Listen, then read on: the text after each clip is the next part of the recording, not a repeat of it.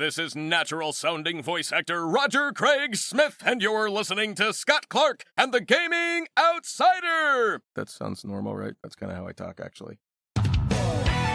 Welcome to the Gaming Outsider podcast. On this week's episode, Jacob, CB, and I talk about what we in the community would like to see from the PlayStation in the next generation of consoles. In news, Metal Gear Solid Delta Snake Eater has a somewhat official release date. We've also got quite a few new games to talk about. I played a demo for a 3D platformer called Ruffy and the Riverside. Jacob played some more Monster Hunter Wilds latest beta. And Mark stops by to talk about a clever-looking game called Moons of Darsalon. This is the Gaming Outsider.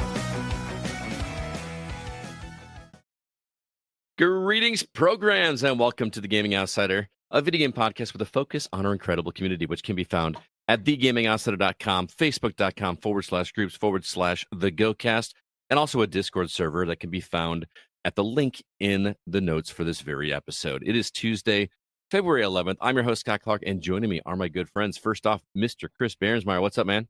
What's happening, folks? And Jacob Gunderson. What's going on? Oh, man, I'm too young to have a second childhood. Too young to have a second childhood? What did I miss? It's a Gex quote. Calm down. Oh, okay. Anyway, like I mentioned, this is a video game podcast. If this is your first time here, we are so happy you joined us. Please, if you're watching this live, drop comments in the comments section. Well, let's go ahead and jump into the games that we've been catching up on. Jacob, it looks like you've been busy this week. What have you been playing? I have not been busy this week. So me and the wife decided to buy a game called Sail Blazers. It's a survival crafting shop game. So the survival craft is kind of her thing. The shop is kind of my thing. And so we're just kind of like teaming up and doing the best we can. Surprisingly, it's a very buggy game. It's about 2 years old. It's a lot of fun though. The mechanics of it, being able to go out in the world and collect items and bring them back to your shop and sell them to other NPCs that are also in the world that come to visit your shop. Mm-hmm. It's a fun little experience, because normally in games you don't have any, if an NPC visits your little shop, they're just an NPC. They just disappear. But every person that visits your shop is named, and they are somewhere in the world for you to go meet them. And so when you stop a customer and have a conversation with them, they're having a conversation about maybe their shop they're doing, or their business that they own, or something that they need. And if you have something that they need, they'll buy it for an extra price for you going out of your way to get that for them. So it's kind of a little world building, a little survival craft, and it's been a lot of fun. It's like a game just made for you and Mindy. You guys love those games where it is, but some of the bugs are fun. If the game needs to load the world for whatever reason, items might mysteriously disappear. Mm-hmm. We think they're stolen, but they just fly off the shelf. They're just gone. Another bug that we've noticed is if you go into a chest, some of the items are there, but they don't appear there for everyone, and someone else has to go into the chest and pick them up and put them back in for it to appear. So Mindy went over to a chest and thought it was completely empty, was trying to put stuff in the chest, and she thought it was bugged out and whatever, but it was just that the chest was full, but the items were invisible to her. And so we've just it's been a little bit of a weird ride, but it's been fun. All right. I'm really intrigued by this next game that you played. No, you're not. I'm not. He's not. I might be. CB might be, but well, I guess intrigued isn't necessarily the right word. Perplexed, maybe. Go ahead, tell everybody what this game is called. CB, did you ever play Motherload? Have you heard? Like once or twice. Okay, so game about digging a hole is it shows you walking down the street, and there's a bulletin board, and on it this house gets sold for like $10,000 or whatever, super cheap, but it says that it has treasure in the backyard. And so you buy the house wanting the treasure, so you start digging, and as you're digging you find rocks and things to sell, just little things here, and then you start upgrading your equipment and you start digging further and further into the ground looking for treasure. And there's treasure underground. There's suitcases full of money, different things. There's a mysterious box in your garage that can open with keys that you find underground. And there's a couple of other things that you can find underground, little secrets and stuff. The game isn't very long. I played it for probably about 4 hours and beat it. and then it opens up an achievement area. So you can you get an achievement for having the furthest fall. Yeah, basically digging more holes. It starts you over and you redig and all that nonsense. But now you've got, cubic space cleared, furthest fallen, number of items sold, all that kind of stuff. It just keeps track of it after you beat the game. So there's not really too much to this game. Not like some other games that of this style, because Motherlode, that one goes back very, very far, and you would go down thousands of feet into the ground looking for fossils or that kind of stuff and fighting your way back to the top. And in this game, you kind of, you have a jetpack and your battery will explode if you run out of energy, which will kill you. Then you have to start to dig over and you lose your items.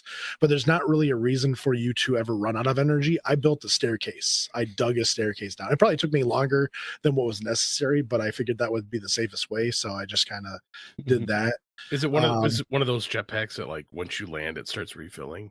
No. It goes off of the battery of your shovel, which is, your shovel is battery powered. I was just going to say, which is crazy, but yeah, so you have so much stuff you can do underground before you have to leave.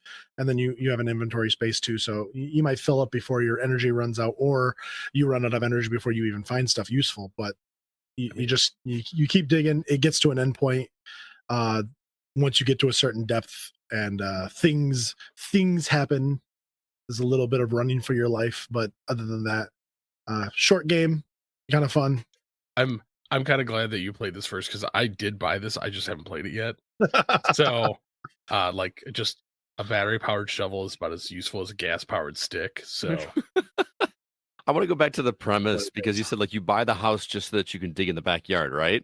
To find treasure. What's that show where people buy, like, storage units? Storage Wars. That's what that reminds me of. Like, you're just like buying this thing so you can hopefully get lucky with whatever you find that was left in there. That kind of cracks me up. I mean, if I could go in my backyard and find gold, I would be digging in my backyard every day. Dude, that's like when we were kids, that's all I wanted to do. Like, we're looking for something to do. I was like, can I go dig and try to find treasure in my backyard? My parents were like, no. I wish it was that easy. Well, it always happens that way in the movies, right? Right? Yeah, unfortunately. The Beverly Hillbillies. Look into the legalities of digging for gold in your backyard. What does that mean? If you find something, it's you don't get to own it. The city. Yep. I mean, technically, you own the land, but so I own the first like 2 feet. You own, you own the land, but like mineral and oil rights, you don't. Yeah. Beverly Hillbillies ruined that for everybody, huh? Yeah. Look up air rights. Air rights are hilarious. Oh yeah, air raids. The rights to the air, like above your house, like the land you own. How far up does it go before you don't own the air? Get out of town. Yeah, you own. Serious. You own. I think it's 150 like 500 feet. No, it's pretty high. No, I think it's like 150 feet, because like that's the height for a recreational drone. Oh my goodness! They might have changed it, but yeah, you can technically sell the air rights. You can also sell the ground rights, but it's a bunch of legal stuff that you have to make sure that you actually own in your purchase, because depending on the city, they might change it. Like if you buy an apartment, you obviously don't have any air rights or ground rights. But I mean, that's more realtor. That's realty talk. Just like the dude that was selling chunks of the moon. Yeah. So Paul in the chat is wondering, do you have to call the Diggers hotline? Like here in Illinois, you got to call Julie. Is there anything like that in the game? No. Okay. No, they don't care. Just hit those electrical lines. Yeah. Shut up. There's. All right, Jake. What else have you been playing? I tried Big Helmet Heroes for a little bit. I didn't play it too long. It does look exactly like Castle Crashers. I got a couple of characters unlocked and ran around and killed some bad guys and leveled up my characters a little bit. And it seems like it could be a lot of fun. It seems like there's a couple of hiccups with aiming, especially with long range weapons. But I mean, Castle Crashers had the same problems when aiming, but that was more of a 2D. This is more 3D. So you have to it's a 3D, 2D? What is that called? Isometric. Yeah, whatever. So like you're on the path, and if an enemy is at the top of the path and you're at the bottom of the path, you have to like angle your character to shoot them. If not, you completely miss. whereas you just kind of made sure that you were on the right path when you were on Castle Crashers. Yeah, this one you actually kind of have to like. There's no reticle, so you can't really aim. You're just kind of like, I hope this hits. Just like in D&D. Yeah, kind of. But yeah, I haven't played that one that much. But I think I put about 2 hours into it. But that was fun too. There's a couple of combos and the different characters that you can lock really quick that make the game fun. And the biggest part of that game that hurts my feelings the most, it does not have online co-op yet. It only has couch co-op. And so I thought it might be a game that me and my son could play, and there's nothing there for us. Wait, isn't this PC? Yes. Couch co-op PC. Yep. Here. Only. You hold your keyboard, I'll hold my keyboard. Right. I don't know. Well, It looks fun, but I don't know if it's one I would pick up. But I was hoping to play it with my kid, and then after I got it and played it for a little bit, I found out then it was only couch co-op, and I'm not dragging a couch into my bedroom to play with my kid. It's a little weird. I got my wife. Mindy would be like, "What are you doing? I want to play couch co-op." Right. Mindy, scoot over. I'm trying to play with the kid. Well, let's move on to CB. What have you been catching up on? So I beat Budget Cuts. And you played that like a long time ago, didn't you? No, 2 weeks. Last week. I'm thinking of a different. Oh, that's right. Okay, I'm thinking of that one where you played in an office. It was like a platformer where like a corporate takeover or something like that. Do you remember that? God, yeah, that was a long time ago. For whatever reason, I thought that was Budget Cuts, but Budget Cuts is the one you were talking about last week. No, and so I finished this game, and Scott, that you need to play this game. You got to remind me what it is. Is it a? So you are trying to figure out why all your human coworkers are being replaced by robots. Okay. And everything. It's kind of a Portal clone. Well, yeah.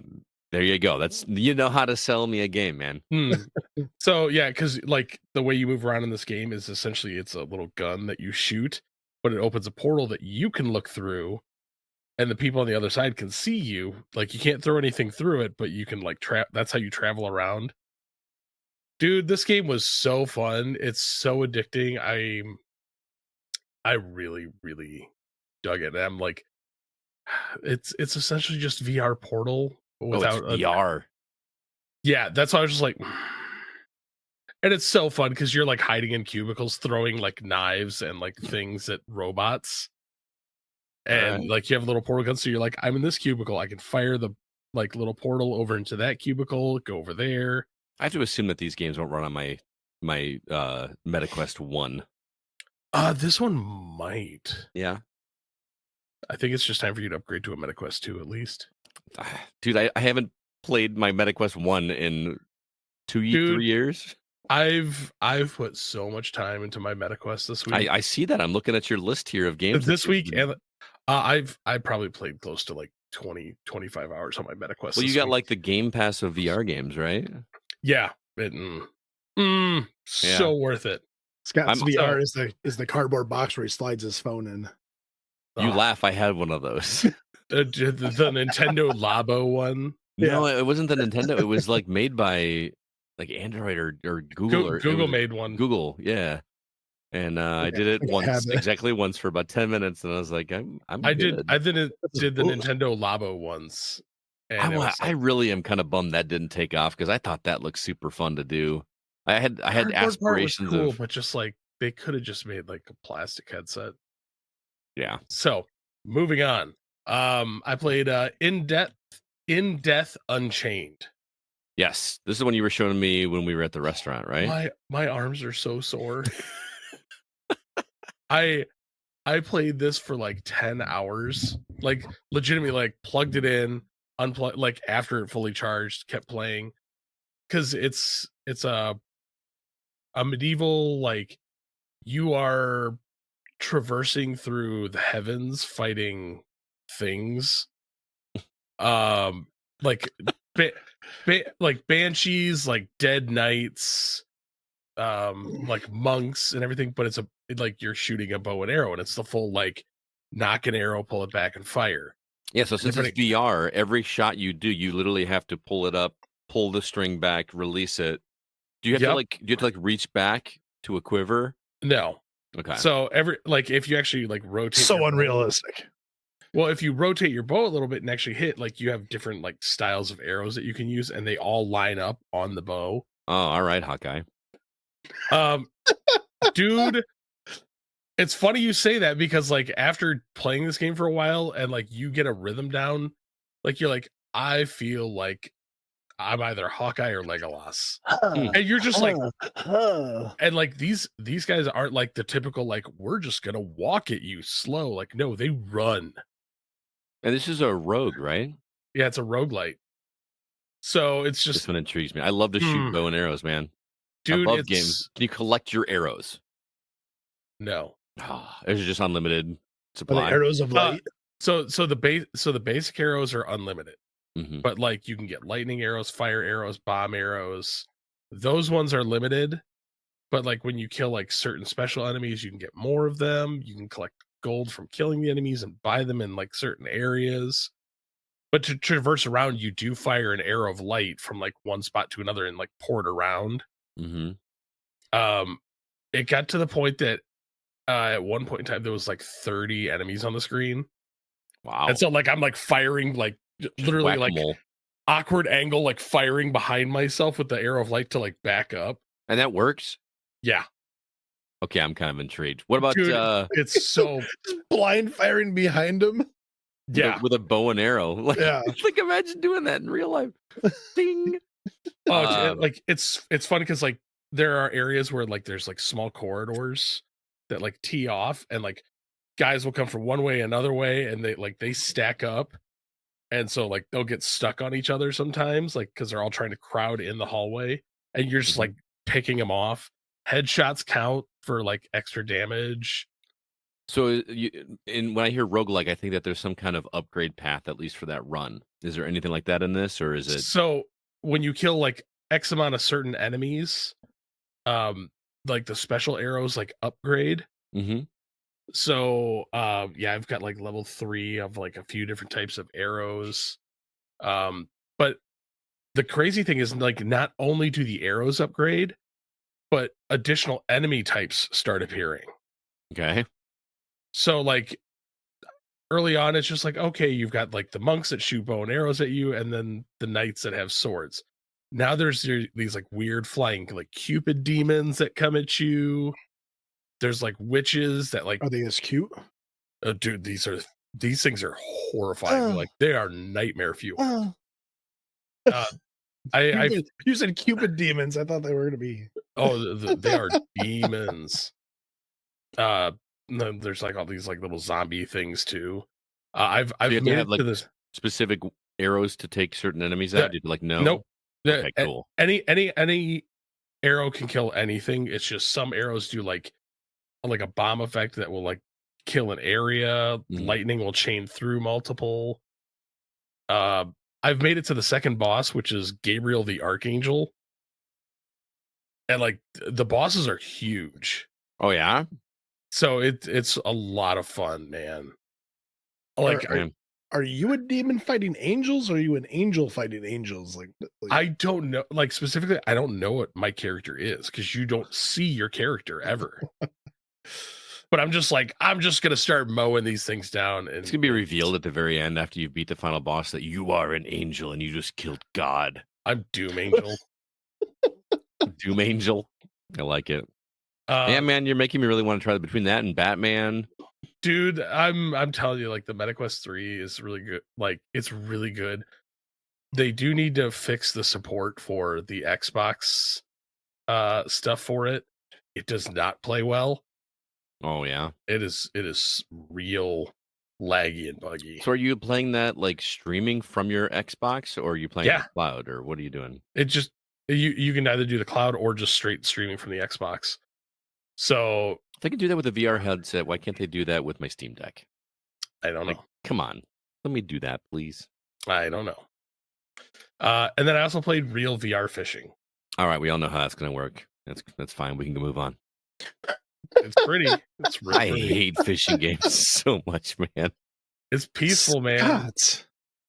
It's just a game that's not all for because you. it's a game that's not for you, man. I hate fishing, just in general. It's Rude. just Well, I fish just hate it. too. How are we going to deprive our fishing game listeners that content? Both of them. Yeah, all of them. No, both of them. All So- three of them.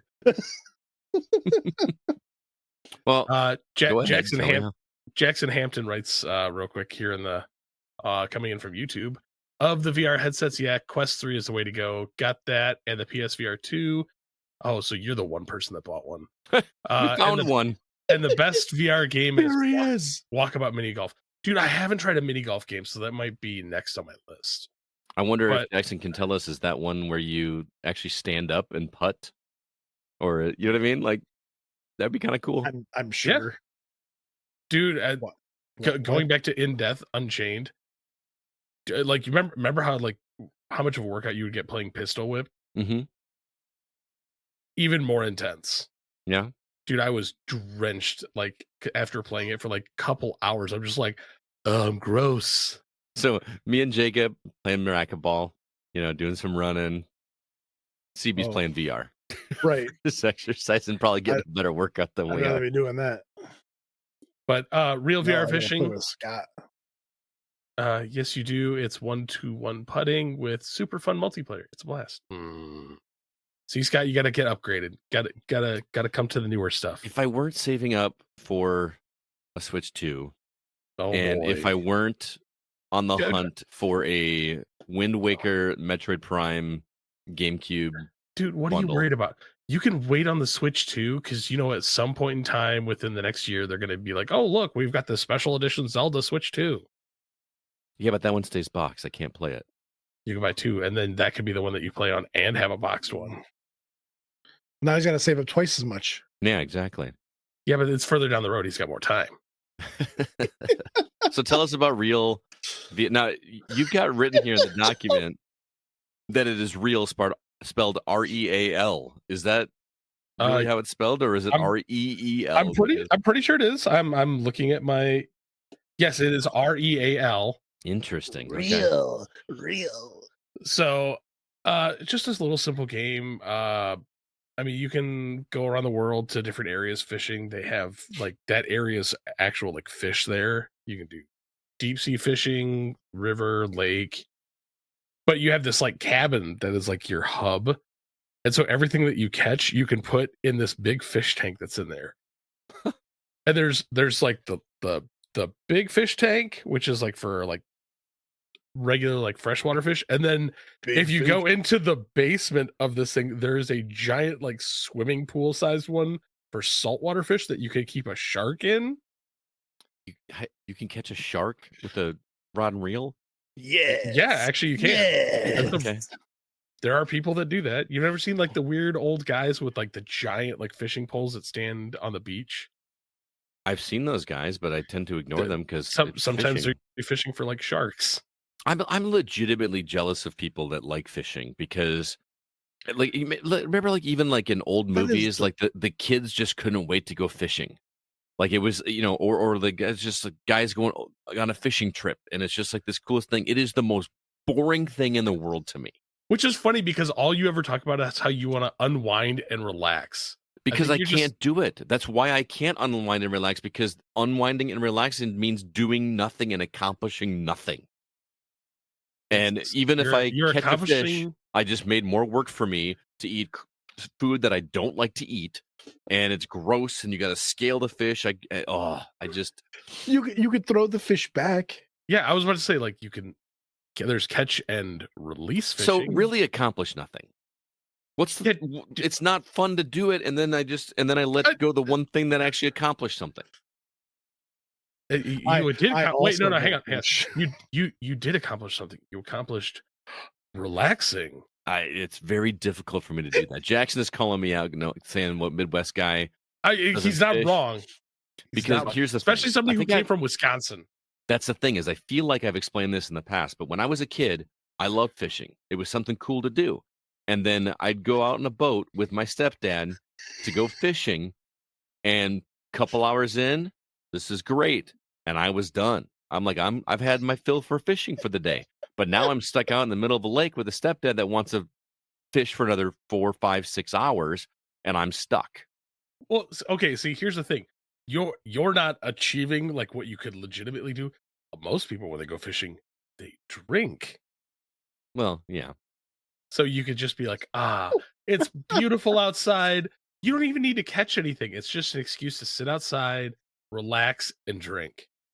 He's out there with a rod and reel with no line. He's just sitting there casting, just drinking beer. I would rather do that than mess with like sitting there watching a bobber go, come on, man, just go down, or reeling it in and wonder if anyway, can we stop talking about fishing? But Paul Hine also wants to put it, nothing kills your will to fish like ice fishing. 6 to 9 hours freezing your butt off. Yeah, that's even making it worse. I hate cold. See, I actually want to go ice fishing. I've never gone. Enjoy. You can do it without me because I will not be ice fishing. That is I grew an up in adventure I'm not Wisconsin, going on. and ice fishing was obviously a big deal. I lived right on Whitewater Lake, and I'm not making this up. There was a bar that was right there on the lake that every year they had a truck that they had drained all of the fluid out of this truck. They drained everything out of it, and they used the same truck every year. They put it on the ice, probably about, 25 feet from the shore, and let it sit there. And then they all made bets on when the truck was going to fall into the lake. And it was like a big prize pool. And then they fish it out, and then they put it wherever, and they do the exact same thing the next year. Like that's like the most Wisconsin thing I remember. See, that's awesome. Yeah, I mean, if you're doing lake fishing, Scott, you can bring your Switch with you and wait till you get a bite and play a game. I mean, we're getting warmer, but still. Knowing Scott's luck, he would drop that Switch in the hole. Exactly. That's why you sit far enough away from the bank, like the edge of the water. He's going ice fishing. Do you know how to ice fish? And then like you drill a hole and then you sit over it. Have you ever tried to hold a controller with mittens? Like that's not. I'm not. Come on, dude. Well, I mean, just even regular fishing, you could just bring a Switch. And or I could just stay at home and play the games. I mean, that. But then we're achieving the gaming outsider. Oh, God. We'll do that on your porch with a gaming insider. Can I talk about the games I've been playing now? The one, sure. Fishing. It's just Final Fantasy. Let's just move on. It's good. No. I got to mention very quickly, just because I can't not aggravate the crap out of Jacob and mention Baldur's Gate for a second. No, I didn't play Baldur's Gate this week. Balatro. The CB I found. I'm on my 74th win. I've got 77 jack. Will you shut up? I found a seed, CB, that I got to share with you that gives you 52 10 of spades. It's funny because I know the seed for 52 Ace of Hearts. Oh, really? You have to share that one with me. Maybe I'll have better luck because I've got a win with it, but I keep trying to find a way to do the exponents, and I cannot get that again because there's a card to unlock where you have to score 100 million chips in one hand. Oh, I really want to do that. I got that one. I did not. I did get the discard 5 jacks at one time this week, so I'm getting there. The one I haven't got is the pitch 7 5 7 of clubs. The way to do that is the same way I did the jacks, which is to use the erratic deck and just keep restarting a new one until you get a lot of that card. There's no fun with that. Nah. Do it the old school way. Just play through. Or, use copies and all that kind of good stuff. Anyway, the game I really wanted to talk about, I mentioned last week that I started the original Final Fantasy. It's not fair to call it the original, but it is Final Fantasy 1, the Pixel Remastered. I did beat it last night, which was a really cool feeling. However, CB, I don't know how long it's been since you played the original, but from what I hear from Brandon of Final Fantasy Renaissance is that the final boss of the game is kind of a pushover. He was really pretty easy. He is not in Pixel Remastered. In the original game, he's got about 2,000 HP, and they changed that to about 20,000 HP in Pixel Remaster. So I had to do some grinding.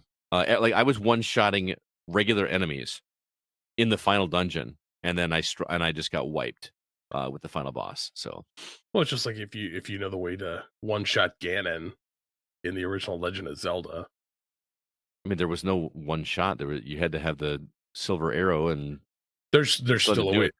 There's still a way to do it. A glitchy way to do it, probably. Yeah, but still a way to do it. Anyway, if I rub my butt on this wall for 5.5 minutes, Ganon gets hurt enough where I throw an apple at him and he dies. If I crouch in this corner and punch the wall and eat the pork chop, I can magically tornado through the wall. I think you're describing Simon's Quest. Yeah, I am. So I didn't realize that I was doing well with the achievements until last night, and I realized I only had 3 left. So I accomplished one of them tonight. There's an achievement to open every chest in the game, which you could imagine going back and trying to find those would be a pain in the butt. But thankfully, the map that they give you in the game tells you how many chests you have in each one, so you can just know where to go. I've got 1 achievement left, and I'm so frustrated.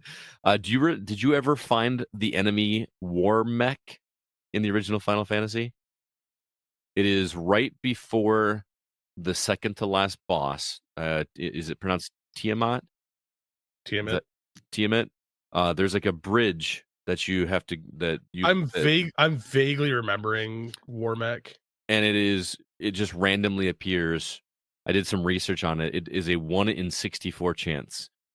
Somewhere between 64 and 100. I can't remember if it's 64 or 100 chance for him to spawn. I have probably spent 4 hours on that one pathway grinding, trying to get that dude to unlock, and he has yet to appear. So good old RNG, man. Happens. That's some people have said that they've encountered him like on their first time going in there and stuff, and that's really, but that's like the one thing I have left to do. So what's next? Well, 2 actually. I'm going to do 2 at the same time. The news. Oh no, you have Final Fantasy Renaissance next. That's one of the ones I'm talking about. Final Fantasy Renaissance. I talked to Brandon, who, by the way, I convinced him. I said, "Hey, dude, you should play the Pixel Remaster," and then I just finished that myself, and I'm going to play Final Fantasy Renaissance while he plays Pixel Remaster, and then we can kind of compare notes and do like a Patreon episode. And he said sold, so he's going to do that. And if you want to join us, sure, I'll play the NES version. Yeah, I don't want to go that far back. I want to play his version because I feel guilty enough that I played Pixel Remaster first, but I really wanted to play it closer to the original so I can really appreciate everything that he's done, and I wasn't going to have the patience to do the original. It's funny because my Final Fantasy Renaissance is right in front of me. Well, you have a PC, so I found that I can't use it on Mac right now. Apple is making it difficult for Mac users. There is a way to put it on your Steam Deck, but it involves a bunch of stuff that I'm not familiar with how to do. So I'm going to be bringing my Steam Deck to D&D on Thursday, and Kevin is going to take it and get it on there for me because I really want to play that portably. And then I can have. Then I'm going to move on to Final Fantasy 2 on the Pixel Remaster collection. I've already been reading up on builds and how that game works. It already seems vastly different. Yeah. So looking forward to that. Jump. So there you have it. That is the games we've been catching up on. What do you guys say we go ahead and jump into the week's news? Bye.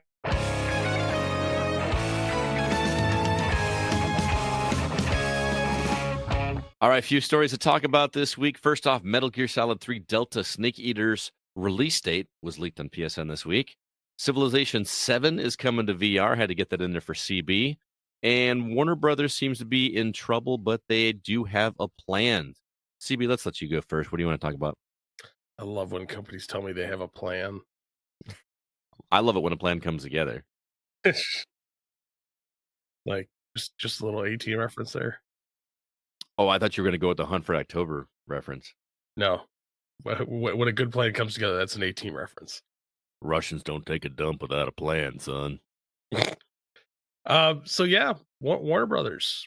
They're flashbang. So yeah, they've had some issues with David Haddad leaving. Haddad leaving. Suicide Squad being an utter turd, losing them $200 million. Multiverses also being another turd, $100 million loss. And Harry Potter Quidditch Champions which was I that on- forgot about. I was like, was that on console or was that on phone? I don't remember this ever coming out. I remember it being announced and everybody getting excited about it, and then I No. forgot it even released, man. I don't think anybody was excited about it. Everybody was excited about like, hey, when is Hogwarts Legacy going to have Quidditch? Yeah, it was kind of weird that wasn't in there, but who knows? Maybe did Warner maybe that Brothers do Hogwarts Legacy? did what? Huh? Did Warner Brothers do Hogwarts Legacy?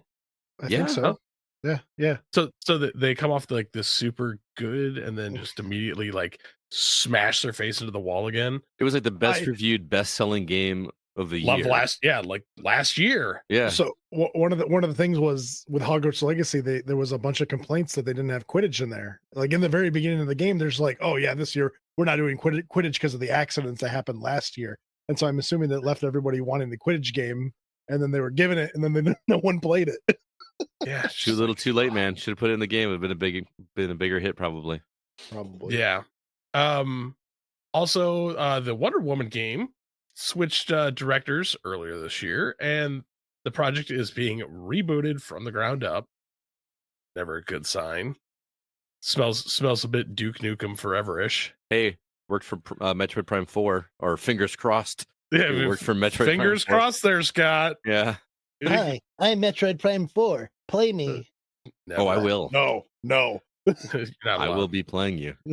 Jacob, if you never played one, you cannot talk smack about Metroid Prime. It's awesome. So, but No, going back, I meant a horribly rebooted version of it. oh god, now that yeah, Metroid Prime 4, the new Duke Nukem Forever. Oh my god. Don't go, that better not. You better not. Cursed. But Wonder Woman has already cost Warner $100 million, and now it's being rebooted, so more dollars. Mm-hmm. And apparently is also will be a traditional action game instead of the rumored revised Nemesis system, which Warner Brothers, I'm pretty sure they're still sitting on the Nemesis system. So like you have an utter cash cow there. Please use it properly. And we haven't seen the Nemesis system in anything else since those two games. I know. Like this should have been system. in a Marvel game. That's perfect. And they're not going to do it. It's what everybody wants, and no, we're just going to do a regular old. Maybe not as Wonder Woman. I don't. Well, everybody who ever played Shadow of Mordor and War for Mordor, Shadow of War, just Mordor. It's all Mordor. But the Nemesis system, like everybody's like, please bring this back, and they're just like, no, we don't wanna. No. No. Warner Brothers getting in their own way again. So what's their plan, CB? So their CEO is now going to be focusing on 4 projects. A sequel to Hogwarts Legacy, which I'm sure they'll bumble. Mortal Kombat, which they continue to bumble. Game of Thrones, which where's the second season of the Telltale game, folks? And DC, in particular Batman, which would be a single player game and years away. That's the reason I put this story on there, is a new Batman game, like an Arkham style Batman game. Got one. It's on VR. It's really good. A flat screen one. Why? The third one was a turd. I liked that Arkham Knight. That was the one with the tank Batmobile, right? Yeah. It was okay. I never understood why aggressively average. I had fun with that. That was actually one of the Shut your first games we talked about on this very podcast. That's how long ago that was. That was 10 years ago, guys. Yeah, and then This they is a followed. scary thought. Yeah.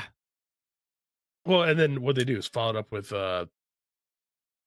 like Kill the Justice League and Gotham Knights. I can't talk to those because I didn't play them. I listened to the critics, and I've heard some people that picked up Justice League, Kill the Justice League, when it was like $5 on Black Friday, and they're saying that it's actually really fun.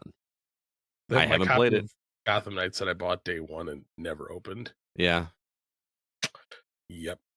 So, but like, Warner Brothers is another one of those companies. I wish they would just get out of their own way and just, hey, like, we have these great properties. Who wants to go the Warhammer route? Like, we have this great property. You want to make a game for us? Cool, you do it. And just take a cut. Because obviously doing it in-house, they're failing miserably. I mean, well, that's why they're in trouble, right? But I mean, clearly they can't do it, so maybe somebody else should. Good luck getting that, Brian. They're probably grasping to keep on. They have enough lawyers in their back pocket that they can write some ironclad contract to be like, you make the game, you get 60% of the profit, we get 40% of the profit. If Sony and Marvel, well, Sony and Disney can come together to make a Spider-Man movie, I mean, come on. That's a good point. Warner Brothers and somebody else can bite the bullet. Yeah, like at this point in time, like Warner Brothers, you're digging yourself a deeper hole. You're already $100 million in the hole for Wonder Woman, and that's not even close to being released. I just think it's interesting because all of these big dog developers or publishers are struggling right now. I mean, Warner Brothers, Ubisoft. You already know the problem though. They're trying to turn all these great story-driven properties into multiplayer or live service games that no one wants to buy. I think nobody. Don't even argue. Don't even argue it. I'm not, dude. I don't want them. I don't want these multiplayer games. But we are also not the up and coming generation of kids that grew up on Fortnite and don't know how to play games by themselves without their friends. First off, every single time they just keep licensing the things to Fortnite, and the kids are like, "Yay!" And then you have Warner execs who are so like. Warner and majority of the game executives out there who are so out of touch, they're like, we should make our own Fortnite or a live service game. And then it fails miserably. And they're like, it's because we put out a quality product and you guys just didn't buy it. No, you put out a crap product and we weren't interested in buying it because it was a crap product. I don't know. I didn't play Concord. Did either of you guys? You remember playing the Avengers game? I didn't actually. That was a turd. Like of all of the superhero games that have come over the past like 10 years, the 2 Spider-Man games were good, and Guardians of the Galaxy was good. Guardians of the Galaxy was great. So man, what a frenetic game that was. I forgot about that. But see, game. That's the thing is that wasn't a live service game. It wasn't multiplayer, and I'm like, cool, it did good. Wasn't that our game of the year? It was. Yeah. Wow, that was a while ago. And but that game got rave reviews. And for some reason, they're just like, hey, look, it worked one time. Let's go back to making another live service game. What's the new one? Is it Marvel Rivals? Rivals? Rivals, is that what it is? The Overwatch like? Clone. Overwatch clone. How's everybody? How's that doing? Like, I assume that good. It's doing good, but again, like you're going into that knowing like, okay, this is an Overwatch clone. Whereas like, oh, a Wonder Woman game, you're gonna make it live service? Nope, I'm out.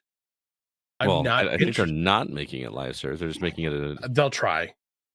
The Justice League, they try. It reminds me like back in the like 360 and PS3 era when like we'd have these great single player games and then they would just tack on some kind of multiplayer thing in there, and we're like, why we don't want that? Yeah, no. Unless it was Assassin's Creed Brotherhood, then we wanted it. See, there's always going to be unless it's Last of Us, unless it's what was the other one? But that's the thing is the BioShock one. Did the Last of Us live service game just fail too? Or it never got off the ground. Yeah, it never got off the ground. Yeah. But that's the problem is probably for the best. All because there was lightning in the bottle once doesn't mean every single subsequent game that you make afterwards has to be the exact same format. I agree with you, but that worked in the past. When something did well, they made something similar to it and it sold. But nowadays there are so many more options that it makes it not viable. You look at those 360 PS3 era games that sold like gangbusters. They were single player games that you added a function onto. Go back to that format, and I guarantee you, sales will probably start skyrocketing. I feel like those people that nowadays that really want that multiplayer experience are the ones that are going to be attached to something that already exists, like a Call of Duty or a Fortnite or PUBG. Are people still playing PUBG? I don't even know. Warframe, the ones that are already established. I feel like it's just too late to try to do a new one. That's why I don't want an entire multiplayer thing. Give me a single player game that has a small multiplayer game attached to it. Right. That's what I'm saying. Like, the majority of the people that love these properties are people our age who have money to spend. But like Fortnite, I can play Fortnite for free. Majority of Fortnite is off the microtransactions. The single player model though doesn't make you any money. That's the problem.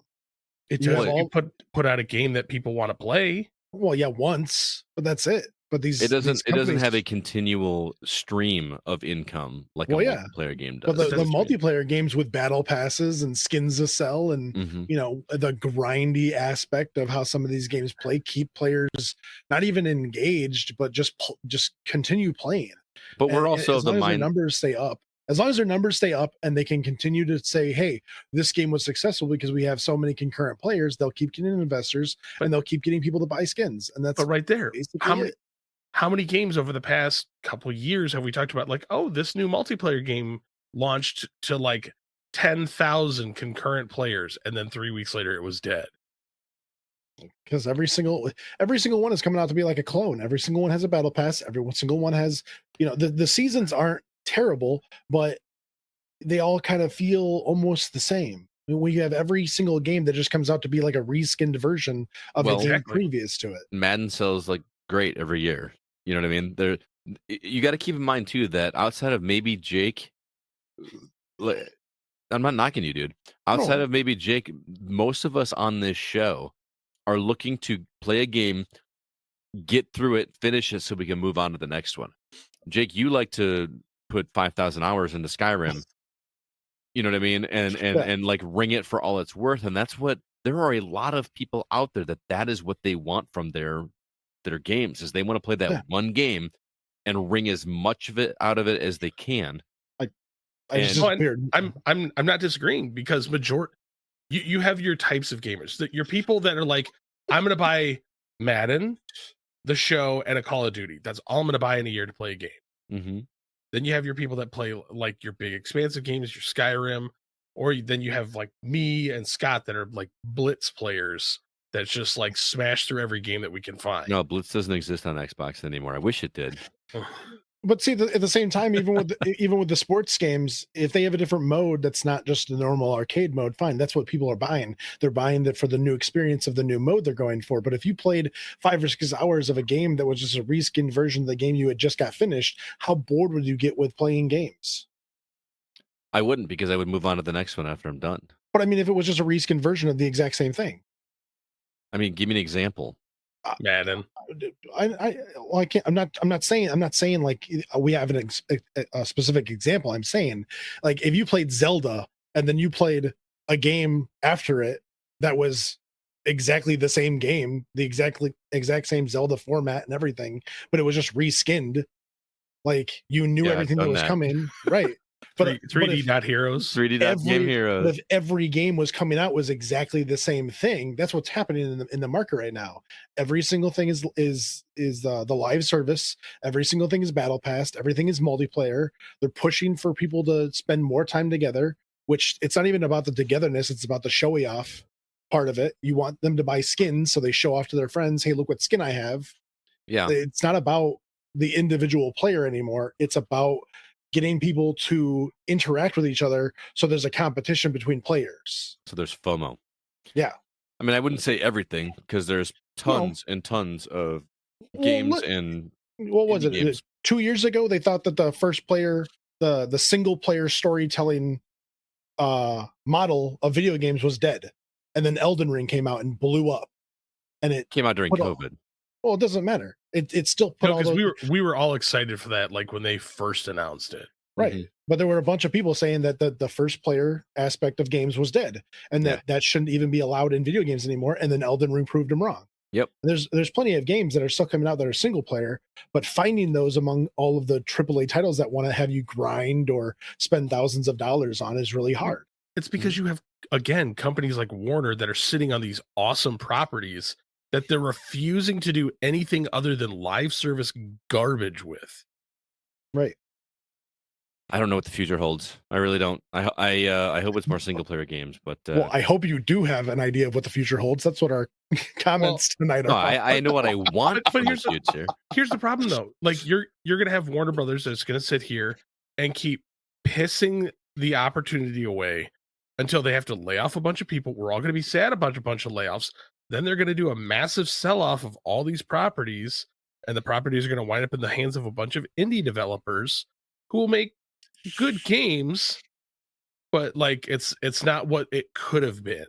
Right. Yeah. Well, let's move on. Jake, what other story would you like to talk about, sir? Oh, let's see. Metal Gear Solid 3 Delta finally getting a release date, or at least a leaked date. I'm super excited about this game. Snake Eater was one of those games when I was growing up that was just, I couldn't stop playing it. I had to know everything. I had to be immersed in the world at all times. It hurt my Man, I feelings. fell off at 3. I played 1 and 2, and then I fell off at 3. Oh, you missed a it's- great game. It's funny because I played 1, 2, 4, and 5. You just skipped 3 entirely? Oh, Isn't this the one with the infamous like ladder that's like yes. forever long? Oh Yeah. God. I talk about this ladder all the time. Every chance I get, I talk about this ladder.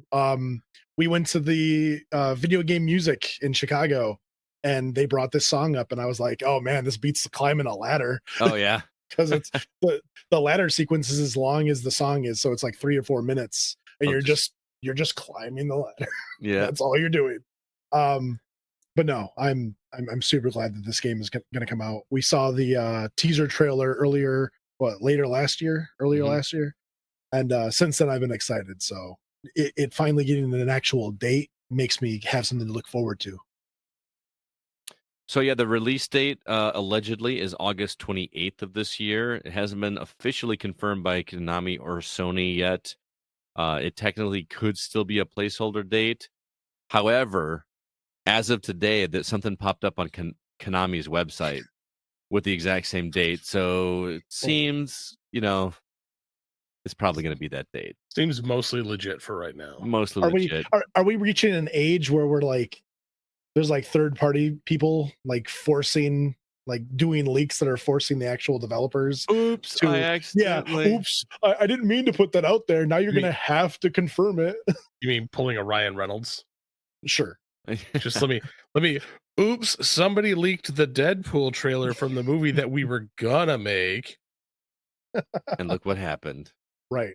You remember that? Man, that was like, why Well, can't we have that a Deadpool movie like that? And then we did.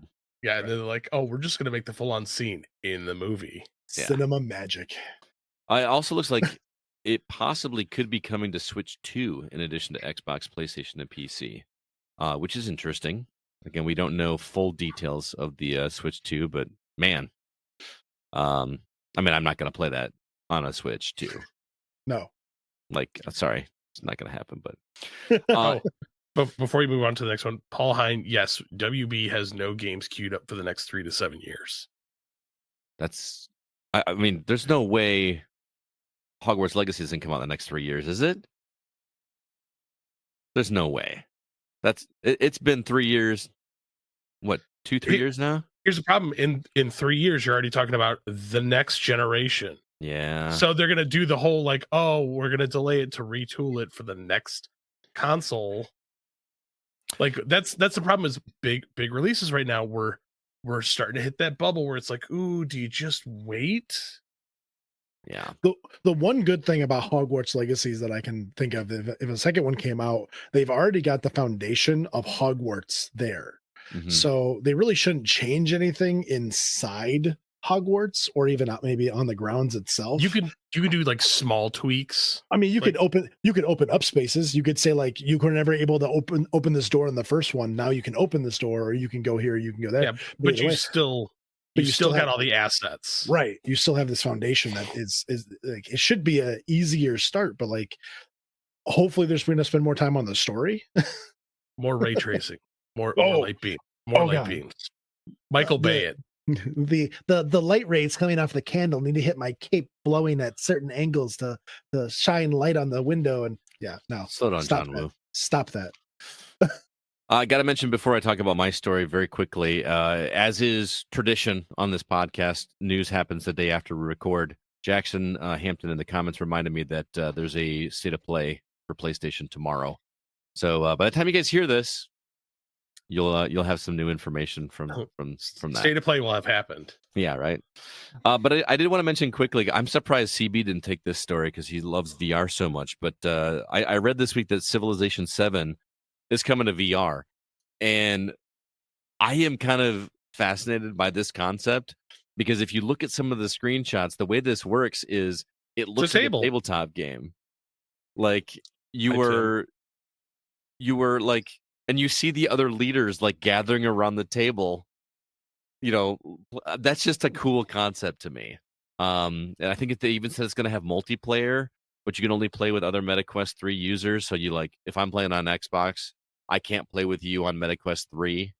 I mean, at the end of the day, it's not going to matter. I'm probably not going to pick up this game. I still have Civilization 6 on my Switch that I've never played. You know what I mean? So like, as long as Gandhi can launch nukes.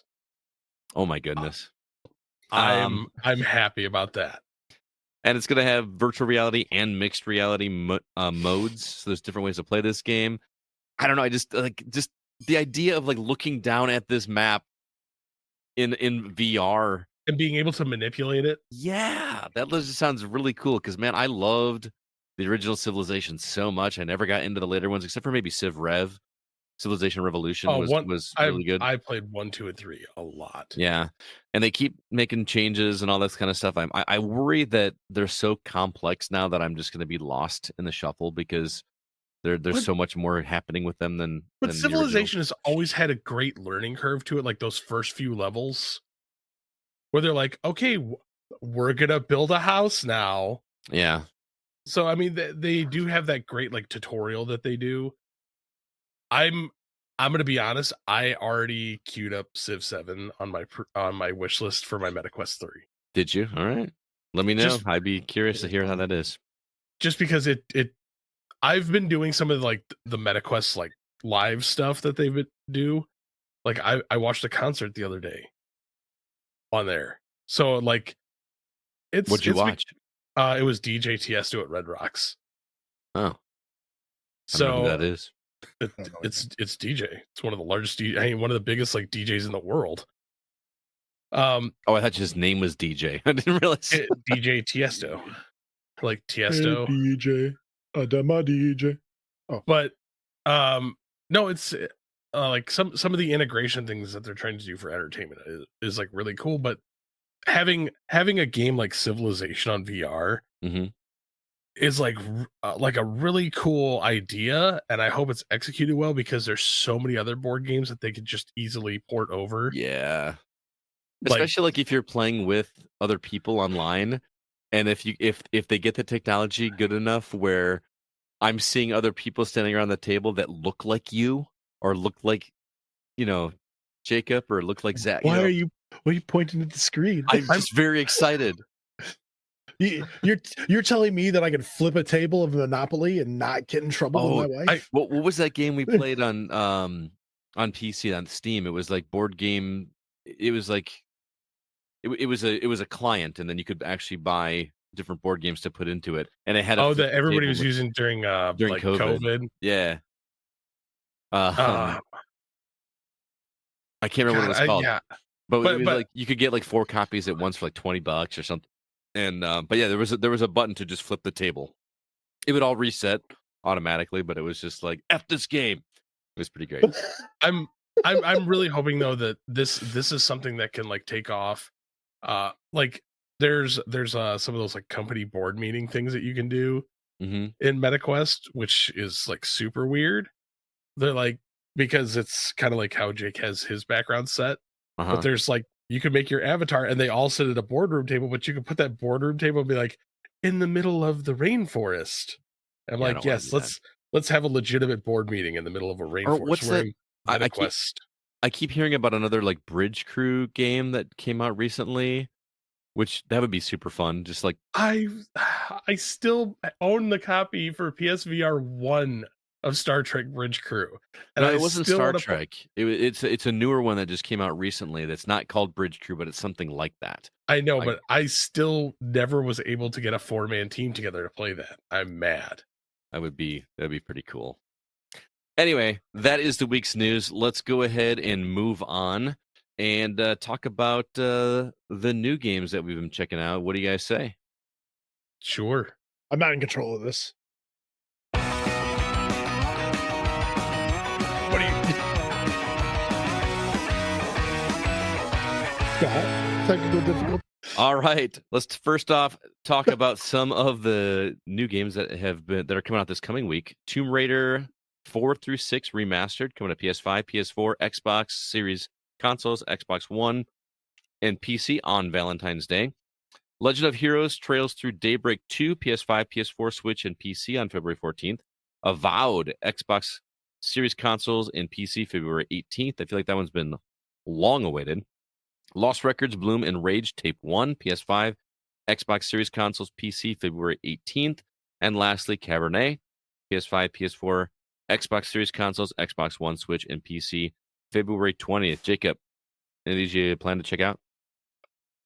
I'm gonna have to agree with Jackson. Avowed looks really cool. I'm not entirely sure what it's all about, but I'm the not premise of either. it looks awesome. I got Skyrim vibes from looking at the trailer. Maybe it was just when he was throwing fire. I was like, a little bit, but yeah, no, that's definitely what I'm gonna be looking forward to. yeah. CB, how about you?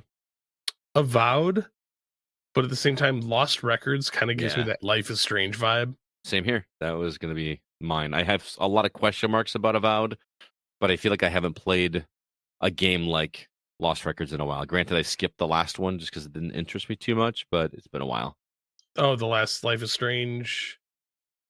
True Colors. True Colors. I know Alyssa played played it, really liked it, but I played it. It was interesting. It was the one before that I was kind of like, it was okay. was that the one where you played as the kid with the little boy? Yeah, you played as a kid, but there was no achievements for it. Oh, maybe that's why. This game is worthless to me. I was like, oh no, I don't want to play this. There's no achievements. Why? Yeah. So yeah, that's I think. I mean, I'm intrigued by Avowed, but I'm gonna wait to hear what Jake has to say about it because I got enough RPG goodness going on right now. You act like I'm built to review games. You are. Yeah. So speaking of new games, Scott, you've been playing a game called Ruffy in the Riverside. Tell me what it's like playing as an Ewok in Slime Rancher Land.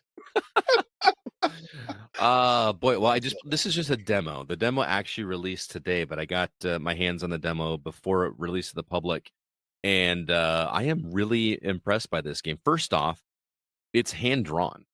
I did not know this until after I finished the demo. Everything in this game is hand drawn, which is rad. But it does it does a really unique art style. I think this was done by some other company with a game that I feel like didn't make it take off too well. But this one looks really special. Imagine Paper Mario, but instead of turn-based combat, you're doing platforming in a 3D dimension. So all the characters, all the environments are flat. Kind of like, what's that game you've been playing, Jake? Sulfur, yeah.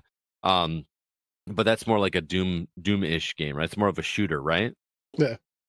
Ruffy in the Riverside is like old school 64, Mario 64, Donkey Kong 64, Banjo-Kazooie, those style of games. Crash Bandicoot.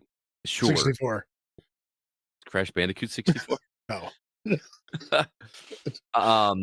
It's just very cute. It's not anything that's super overly difficult. It's just very beautiful. It's very inviting.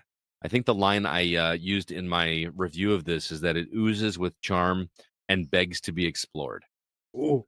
It just really makes you in the demo. There's like these invisible walls because there's like it just says demo on it, like in this holographic wall or whatever, and you can see all this cool stuff in the distance. And I want to go explore. I want to go see what that is, but you can't because it's just the demo.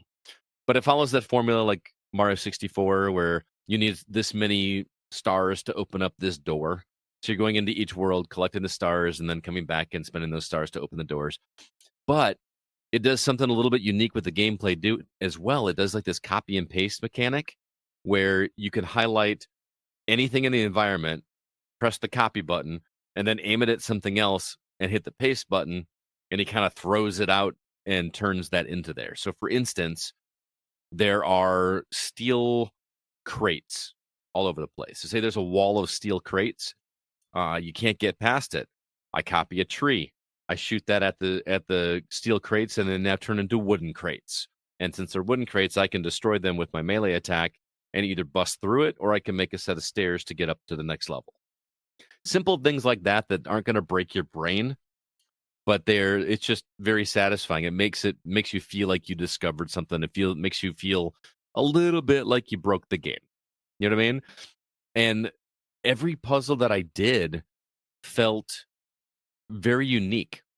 There was another puzzle that I did where you go into this like city square marketplace kind of thing, and there are 4 people that are shopping for art, and they all have blank canvases by them, and you go talk to them, and they tell you, I'm looking for a scene with flowers. So you go to all these paintings, you copy the one with flowers, and you paste it onto his art, and he's very happy, and you got to do that 4 times to unlock. You know what I mean? It's not anything it's very fitting for the theme going in this game. Okay. If that makes sense.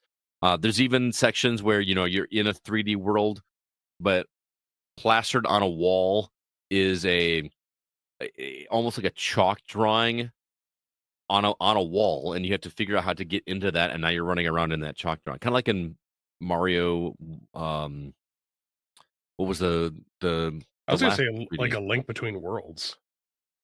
Yeah, but a little bit, yeah. But I'm thinking those sections in Mario, not Galaxy. What's the last one? Mario Odyssey. Remember, like those sections where you're on the wall and doing some mini platforming, Yeah. stuff like that. There's other puzzles where somewhere in the world they'll give you a pattern, and you have to go find a stack of crates and destroy them in such a way that it makes this pattern that you did. I don't know. It's just really fun, inventive. And I can't get over the art style, how appealing it was, because the world moves very smoothly, but your character has that Spider-Man into the Spider-Verse movement. You know what I'm talking about? Where it's like on the 2s or on the 3s, Yeah. which I normally don't like. And I just found it absolutely charming in this game. Really digging it. You can download the demo right now on Steam. It's absolutely free. It'll probably take you like 25 minutes to get through and see what it's all about. But I'm adding this to my wish list. I'm excited for this one. It's making me happy like those older games did back when I played them. I'm not blown away by I'm moving a character in 3D like I was back then, but that sense of discovery and stuff is really good. And it's also coming to Xbox, PlayStation, Switch, and Switch 2. They confirmed in the release today. So developer is Zacharys Laboratories, publisher is Pfeiffer Games, and it was provided to me by Pirate PR. So again, it's Ruffy and the Riverside. What's that? Still an Ewok. He does kind of look like an Ewok. I didn't even consider that till you said that, but really, really cool game. Jacob. Now it's my turn. You are our resident Monster Hunter Wilds fanatic. You love Monster Hunter. You've been playing it since the original, right? Like PSP? Yep. And you love this game. PS2, please. Oh, it was PS2? Yeah. Okay, my bad. You're are bad. playing the demo for this on PC, correct? Yeah. Game's also coming to Xbox and PlayStation. Now, is this because you played this before, back when it was having some issues and there were things not loading, whatever? So It's what not is this? Is this like still a beta or what? Yeah, it's just another beta. Okay. Kind of like an updated beta. It's still having some issues. Apparently, from what I can find online, it's got some terrible optimization things that are happening with it, and so the graphics are not loading in the way that they're supposed to be loading in. But at the same time, they are talking about the technology needed to run the game. It is going to take newer almost like nowadays technology to run this game. I think it's going to be my PC to run at what I want it to run at is going to be probably a $500 to $1,000 upgrade to run the game at where I want it to run. Wow. Depending on the parts that I pick up and stuff. A smarter man would have downloaded it for the PlayStation since I have a 5 and saw how it ran on there, but I did not think about it at the time. I'm just really upset that even with going through and playing with the graphics and dumbing it down as far as I possibly can, I still cannot get this game to load anything. And as soon as the game requires loading, it breaks. And so Jackson says it runs great on the PS5, and so maybe that may be the route that I have to go, which is going to be hard because my wife does not have a PS5. But that brings up a whole new issue. Like, majority of actual PCs are more powerful than a PS5, but a PS5 is running this better than average PCs. Yeah, so there's a problem there. So I have a GTX 1660, and it runs at the low end fairly well. It runs high FPSs, but the game doesn't look great. But I found an article that says the next gen of the NVIDIA products, the RTX 4060, can run the game roughly at 60 frames on medium graphics. But to run it at the full graphics that would make it look the way that they want it to look, you're going to need the newest model, the RTX 5080, and that's a $1,300 graphics card. So, and you buy 2 PS5s for that, right? So what you're telling me is it's the new Crisis. It might be the new Crisis, but I mean that could just go to an optimization problem, which would suck. But I mean, that's not really an argument that's been made in gaming for a long time, up until probably about 2 or 3 years ago. No one's really cared about how optimized games were, and now we're still trying to run games on lesser equipment, but still have better graphics. But it all has to deal with how well the game loads itself, and that's part of the problem. Is this game is trying to load so many things all at once and to a certain level that it requires more power. So did you get a chance to play it at all, or like what? Oh no, I played it. Yeah, you can get it to run. It doesn't look great. It doesn't load in all the way. But the gameplay itself looks awesome. They've done slight tweaks to what appears to be like every level. Oh man, he's gonna age my computer. Yeah, it is a 7-year-old card. You just got called out, son. I feel like I just bought my computer like 2 years ago, but apparently time flies. So yeah, it might be time for updating, but I don't want to, I only spent maybe $1,500 on my computer as is. Now I got to put another $1,500 into just the graphics card, and nothing else will be updated. But and now you know again, I don't like the PC game. But depending on the parts that I put in, I could probably spend $1,000 and get it to where it needs to be, at least for the medium size of it. Because again, the game doesn't look bad. Even when I'm playing it, the game doesn't look bad. It just requires some finesse with the settings of the graphics and all that kind of stuff. But no, there's so much that I'm looking forward to with Wilds that it is nuts. All right, man. I'm sorry. I was reading one of the comments. I didn't know because we were talking about it. But no, that there are the changing weather environments, the extra characters in it, the extra moves that they have in the weapons. There's just little nuances that they have been making small updates to everything, and it feels like an expanded version of Worlds, and it feels better. I'm still really excited for this game, but I'm fighting with myself. Do I buy it for the PlayStation 5 because now I know it's going to work, but I figured it would work anyway, or do I upgrade my computer so I can play it at a level that it may not need to be played at, but it's going to look pretty? Fair enough. There you go, Monster What Hunter. graphics card did you say that you had?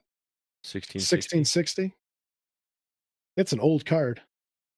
I was about to say my laptop has an RTX 4060 in it. Yeah, that's a newer one. Well, yeah, Wow. you just bought your laptop though, like a year Last ago. year? Not even- yeah, But last it's year. a laptop. 6 years after he bought his. But Right. it's a Computer. laptop. All right, I got one other review to share with you guys. I sat down with Mark to talk about a game he's checking out for us. We're going to play that for you right now. Mark Szymanski, how you doing, sir? Doing good this morning, Scott. How you doing? I am doing okay. I got my coffee. I got the day off. Yes. I am, and this weekend is exhausting. The day of this recording is Super Bowl Sunday, so excited to go to a Super Bowl party. If you're Nice. listening to this, you know who won, but go Eagles. That's all I'm going to say. Anyway, we're not here to talk about football. We're here to talk about this game you are playing on PS5 called Moons of Darsalon. That's right. It is also available on Xbox, Switch, and PC. It's developed by Dr. Cucho Games, published by Astroblade Games, and was provided to us by Jesus Fabre. This game is $17.99, and I was watching the trailer. I really wanted to play this one, but my plate was just too full this week. Boy, I got Lemmings vibes. Absolutely. Absolutely. Like a lot. But can you explain to everybody how this game works? So you are apparently the only intelligent creature on this planet. And so what you're doing is each level is given a certain amount of these Darsanauts is what they're called that you need to find, and they will follow you when you tell them to. Right. You can also tell them to stay here, go left, go right, things like that. But it's your job to guide them safely to the base. Right. And it's this 2D kind of pixelated, right? Yes, it is heavily Atari vibes. I was talking with you before we recorded, like a Atari 800, 7800, one of the early 8-bit systems. Nice background scrolling as well. It gives you kind of like a 3D image because the background scrolls differently than the actual action that you're controlling. So it looks a little bit crisper, more modern than say the early 80s would have. Yeah, I was looking like when the spaceship comes in, I was like, man, that's animated really cool. Like it sure is. I thought it looked awesome. So how you're playing with the controller, obviously, since you're playing on PS5. On PS5, yes. And I know Lemmings in my mind worked best when you were using a mouse. How does it work in Moons of Darsalon though? Like, how are you controlling this? So they say right off the bat, when on the first level, when they're the training level essentially, that your jump is L2. And that is difficult. And they insult the developer for assigning that button. And so I kind of gave up. I was like, I guess you can't reassign it. So I didn't even try. Finally, after about 5 levels, I'm like, I can't do this anymore. I can't jump with L2. So I had to look. And sure enough, you can reassign the jump button. So I assigned it to R1. So much easier. Please reassign that button right away. Okay. So even R1 to me still feels awkward. It's so much better than L2. Just trying to, because the rest of your controls is with the analog stick. Yeah, that makes sense. And so trying to do both at the same time, it's just really difficult. I found myself hurting myself, dying, falling, not being able to grab. It was so clunky and sloppy. As soon as I reassign the button, whatever works for you, reassign it. You'll be so much happier. Okay. All right. So is there a cursor like in Lemmings? No. Nope. You are just controlling the main guy. I don't even know his name. You're controlling the main guy. You're going around the level until you find the Darsanauts. Tell them to follow you. There's other things that you can do. You have enemies that you need to shoot. If the gap is too long, you have to find what's called a ground gun. So you can create ground and build bridges so that you can get across large gaps. You can jump, but they really can't jump as well as you. They're also very, very dumb. The Darsanauts are dumb as rocks. Will they jump off the edge? Will they walk off the edge? Yes. Ugh. They will also, you can tell them to go left or go right, but they will only do that for a couple of seconds and then it'll reset and they'll try to find you again. It's challenging. It is a very, very challenging game. So it's escort mission the game. Yes. Right away, the levels, some of them have time goals on them, and I thought about you immediately, but don't even worry about it. Yeah, plenty of time. There's no time limit, but you'll never, ever, ever hit the time goal. Okay. It is ridiculous. Good to hear. Don't even try. Just enjoy the game. Take as long as you want. So the other thing I noticed from the trailer is like some of the art pieces in between shots of gameplay are like almost Flash Gordon-esque. That's a You know good what I way to mean? say it. Like Yep. just over like the women are overly, Yep. they got things popping out and Yep. but the dudes are very machismo and I feel like Yes. that it's intent. I'm not knocking it. I just think I feel like there's like a sense of humor going on in this game. Oh, without a doubt. Without a Yeah. doubt. Okay. While the Darsanauts are also dumb as rocks, they have little thought bubbles that pop up that are encouraging or insulting, depending on how you're doing. They'll say things like, "You don't even know where you're going, do you?" And it is comical. It's a lot of fun during the gameplay, and it helps because I was a little frustrated at times where I just didn't know how to get to a certain point or what I was supposed to do or how things are supposed to work. It doesn't hold your hand. It doesn't explain anything except how to jump. Okay. The other thing I noticed in the trailer is that it's not just guiding these guys to an end goal. It looked like there was some combat as well. Like I saw some. Uh, there is, Uh-huh. and it's there. You are better off trying to avoid it. Okay. At least I was. I maybe everybody else will have more luck than I did because I had a really hard time keeping the Darsanauts safe, trying to avoid the weapons that they were shooting at me, and trying to shoot them back. Mhm. So if I could avoid combat wherever I could, I did. It made it a lot easier for me just to go a different path. But there are Gotcha. some cases where you don't have a choice and they give you a gun to shoot them down. It's okay. The combat's okay. I'd rather avoid the combat. Okay. How are you liking this one? Do you recommend people check it out? Absolutely check it out. I always give people a leg up because I know people are better at video gaming than I am. And the troubles that I have may not be the same troubles that other folks have. The game is so much fun. It's challenging. So, yeah, highly recommended. My score may not imply that because it's my personal opinion on it. The frustration is kind of getting to me now that I'm definitely in the farther along levels. Uh-huh. Others may not have those same challenges, and I don't want to ruin it for them. I think that most gamers will enjoy this game a lot. All right. Again, that is Moons of Darsalon. It just released this past week. $17.99 on Xbox, PlayStation, Switch, or PC. You can check it Worth out. it. There's also a trailer for the game in the show notes of this episode. So if you guys want to check and see what that looks like, I think the game looks super fun. So, Sure Mark, is. thanks so much for stopping by, man. I really appreciate it. We will catch you You're next welcome. time. All right. Sure will. Thanks, Scott. Thanks, Mark. Appreciate that. Before we move on to our topic, want to say hello to a new Facebook member. His name is J-Rod. Don't know how to pronounce his last name. Gingerich? Does that sound right? J-Rod Gingerich. He joined over at facebook.com/groups/the GoCast. Also, join our Discord server. There's a link in the show notes. Do us a favor. If you were listening to this episode and you like what you hear, drop us a review on Apple Podcasts. That helps us get the word out there. Would really appreciate it. And lastly, our website, thegamingoutsider.com. There you can find all of our episodes as well as our written content.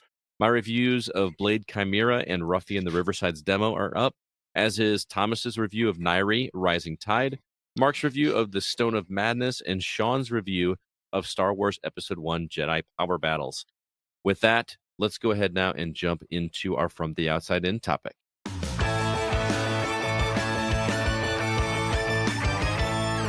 All right. A couple weeks ago, we discussed what we wanted from Xbox in the future, so it seemed only fitting to take the next logical step and do the same for Sony. They may be ahead of the game in the console market at the moment, but that doesn't mean we don't have high hopes for PlayStation as well. What would you guys like to see Sony do as we get closer to the next generation of video game consoles? CB, let's start with you. Course correct their attitude on how they treat their customers. Oh, man. Okay. Sound butthurt. I own a PS5. I've owned a PS5 since day one. I just think the way they treat their customers is a little lacking. How so? What do you mean? I mean, it started all the way with day one where it's like, you still don't own your console. We do. We'll take it away. We Oh, promise. I forgot about that. Bow to us or we will make you suffer. No, Sony. I really don't like the way they're handling the PS5 Pro thing. Mm-hmm.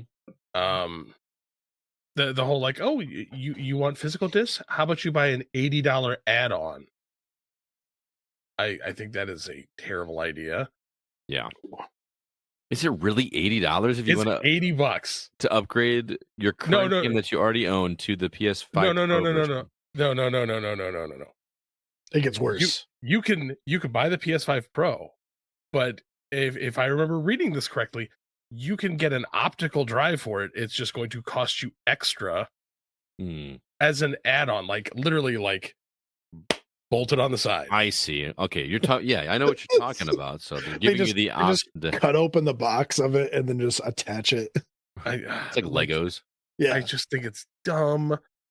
Like I want them to design a console that like actually looks nice. Like I still hate the popped collar router. Yeah. I still think it's hands down one of the most hideous designs I've ever seen. It doesn't look as bad when it's laying outside, but it also doesn't feel symmetrical. I know the Xbox doesn't either. You know, everything's kind of off-centered or whatever, but there's something about like things just being square. And Paul Hein brings up a good point. What is even more criminal with the Blu-ray add-on, it won't even output Pro Blue level Blu-ray. Xbox has a better player for movies, and the company who invented the medium. That's interesting. Although I can't tell you the last time I played a Blu-ray. Maybe it's okay because remember if go back and look at your original PS5 box, and it says 4K in the corner, and it still can't do 4K. It's like if you look at the majority of PS3 discs, they were never 1080p. They were only 720. So like Sony is always kind of like skirted that, like, oh, we have the ability to do it. We're just not going to actually do it. Right. I do want them to continue with exclusives. Sony does make a good exclusive product. I mean, they're kind of the only ones that did this for the past few years, right? Well, I mean, Microsoft is looking to be more inclusive with more players across a bigger like thing. Whereas then you've got Sony just like, no, we don't want to play with other people. I mean, more power to them. They're giving you a reason to own a PlayStation, right? Whereas Xbox is making it harder for me to justify. 12 games isn't enough reason for me to own a PlayStation. Right, but if that's the only reason to own a PlayStation over an Xbox, what's the difference? Other than my achievements, which honestly is becoming less and less important to me.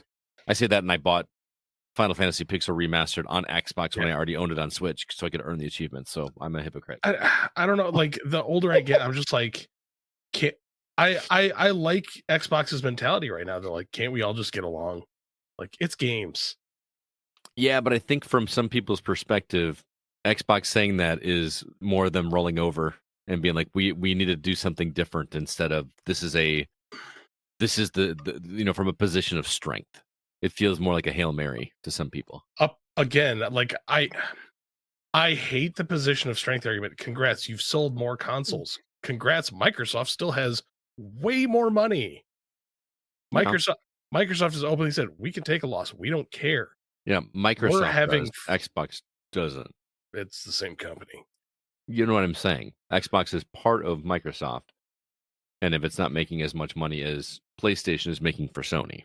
When Xbox and Microsoft can go, oh, look, we just crapped out another $12 billion. Let's go buy another company. And then you get into the whole monopoly argument again, and then it's Yep, they still won that one.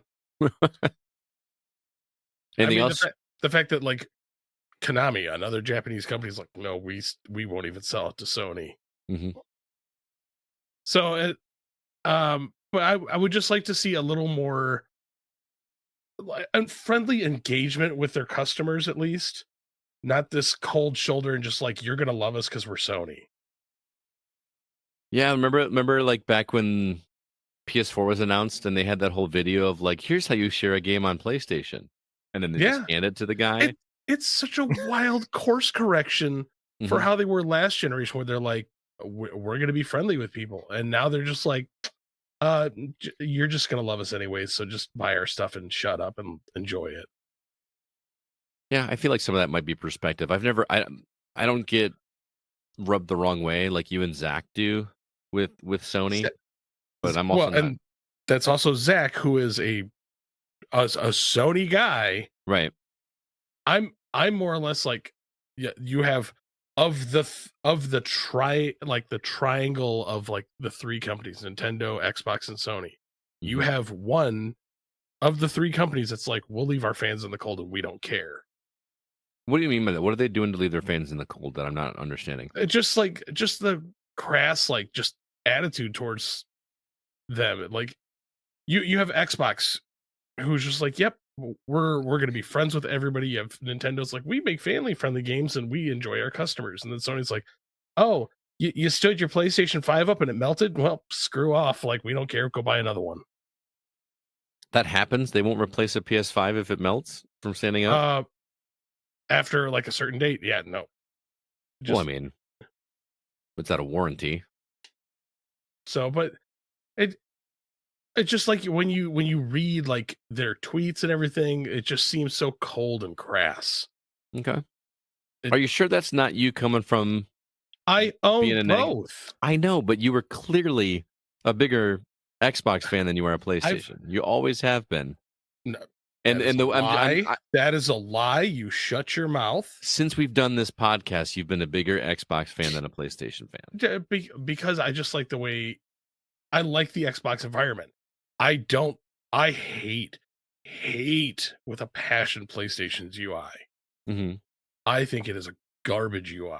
No, I understand. I get what you're saying, but I'm saying the way that you're coming across, it sounds more like I like this one better, so this is why this one sucks. Every time that like Sony has bought a company, I'm like, cool, good for them. Like, I want all three companies to survive. Mm-hmm. I want them all three, but like, I want more integration. I just want like all three companies to just kind of be like, you do your thing, we'll do our thing, but like at least like just work together on some things. Mm-hmm. It just seems like Sony's so arrogant about like, we are Sony, like bow to us or die.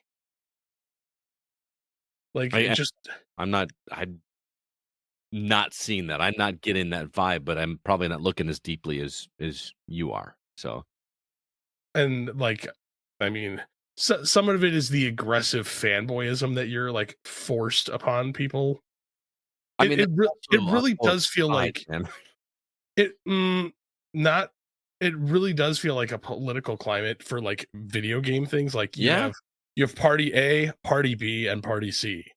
And I think it's fair. Nintendo's the green party. I was gonna say, but they're like doing their own thing. It's party A and B, and then Nintendo's C just like playing in a sandbox, just eating crayons. No, but Nintendo is doing just great. They're doing very, very well. When I say that, like they're just sitting there in the sandbox eating crayons. I know, but they're enjoying their life and just being happy. Yeah, but Nintendo is far better than the Ross Perot of the three video game companies. You know what I'm saying? Like it's not, they're not. I know, but it's not that they don't have a chance. But anyway, Jake, what do you want from Sony in the future? I need them to. They've got a lot of their old school games on their store, but I would like for them to have some kind of service, just like how Switch has, that you can go back and kind of load up those games and play whenever. They did, didn't they? I don't subscribe to PS Plus, but didn't they have like a tier that had that? The tier that the multi-level tier that like locked people out of certain things. Yeah, they'd make way more money. Mm-hmm. Yeah, just another sign that they hate their fans. Well, I mean, Nintendo's is like $20 a year, right? Yeah. Whereas, what was it like at one point in time? It was like, oh, you can get the entry level for like $12 that has like 5 games on it, or this level that's 30, or this one that's 120. Yeah, but they've got their games on there, but there's not. I mean, they've released some of those old games on previous consoles and not on the newer ones. It stays on that system because I've got the original Jak and Daxter on the 3 on the PS3. and I can't bring that up to the 5 to continue playing it because it's not on the PS5 store, it's on the PS3 store. Mhm. I want them to change that and make those games more accessible again. Mhm. Because like even have Mega Man Legends 1, 2, and Tronbon on the 3, but again, I'm not sure if it's accessible on the 5 because So you want the next hardware those to have the stores- drive on it still, so you could play your old discs. I just want the store to be all encompassing. If it's going to be the PlayStation Network, it should be able to have all of the games on it, not just Can you play like the old God of War games, like God of War 2, and God of War 3? If you have old hardware. No. Like on the current gen, you can't go buy those in the store, can you? No. I see. That's why I said you have to have old hardware. And I do think that are they available on the PSN? That's what I'm asking.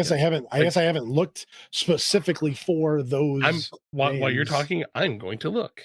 Because I'm with was- you, Jacob, that like I would love if it's not available already. Because again, I'm not deep into the PlayStation ecosystem to know. I'm not really looking for those kind of things. But if they came out and said, "Hey, by the way, you can get God of War and God of War 2 on PlayStation now for like $5," I might go back and revisit those games. Those first 2 games were actually the third one was good too.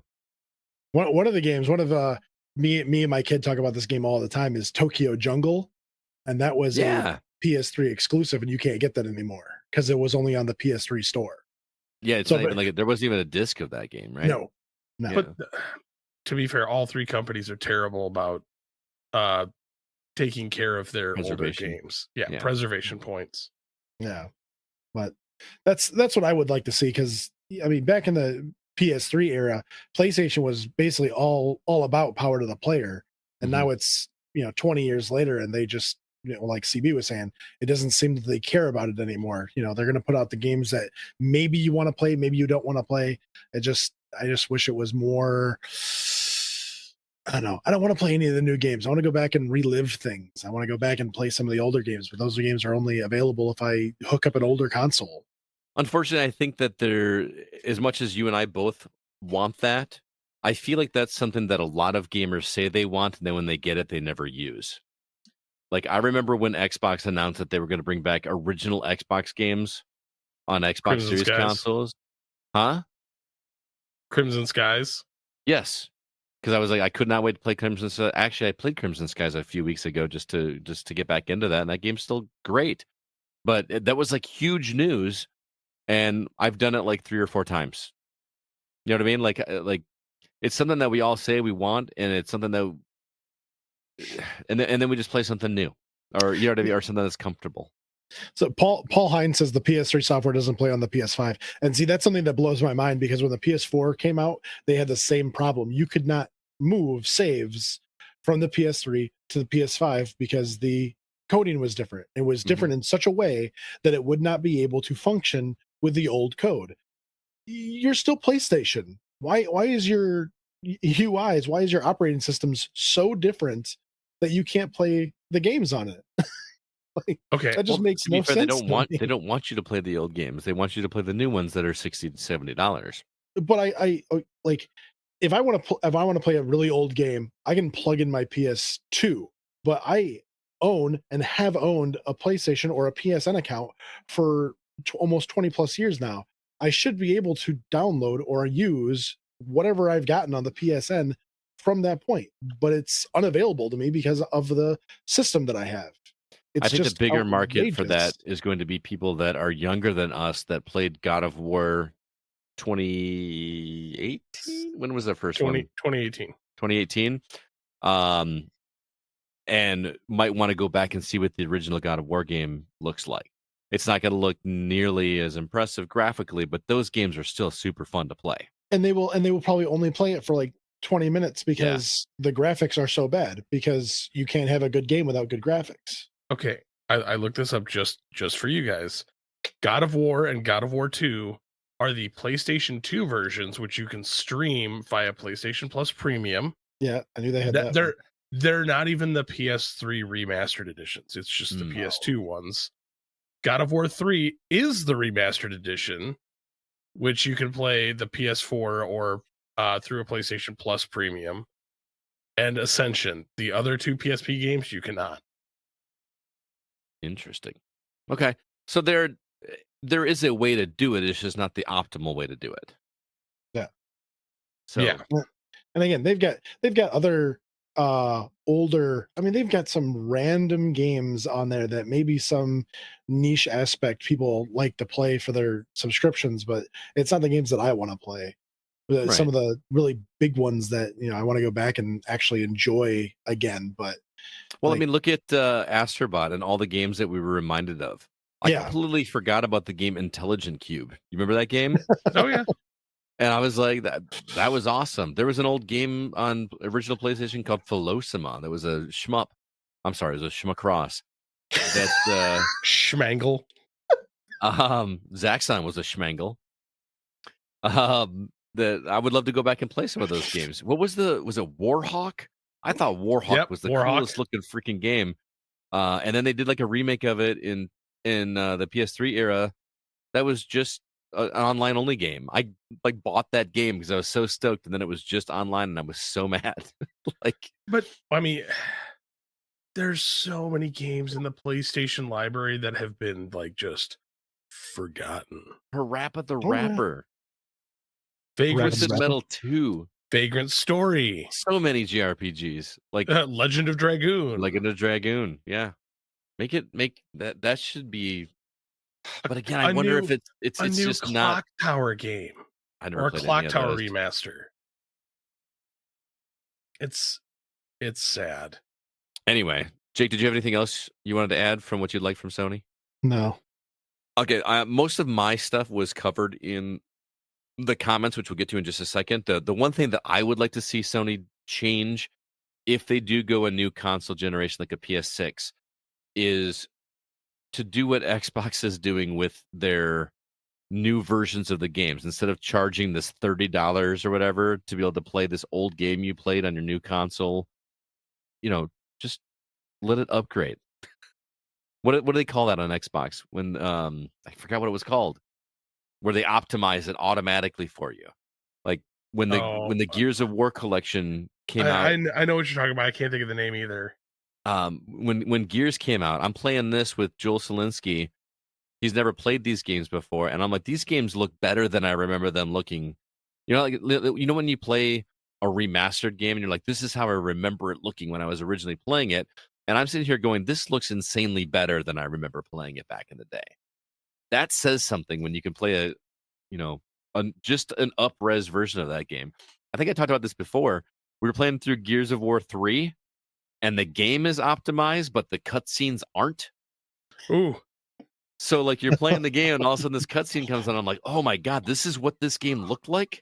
Smart delivery. Thank you, Sean.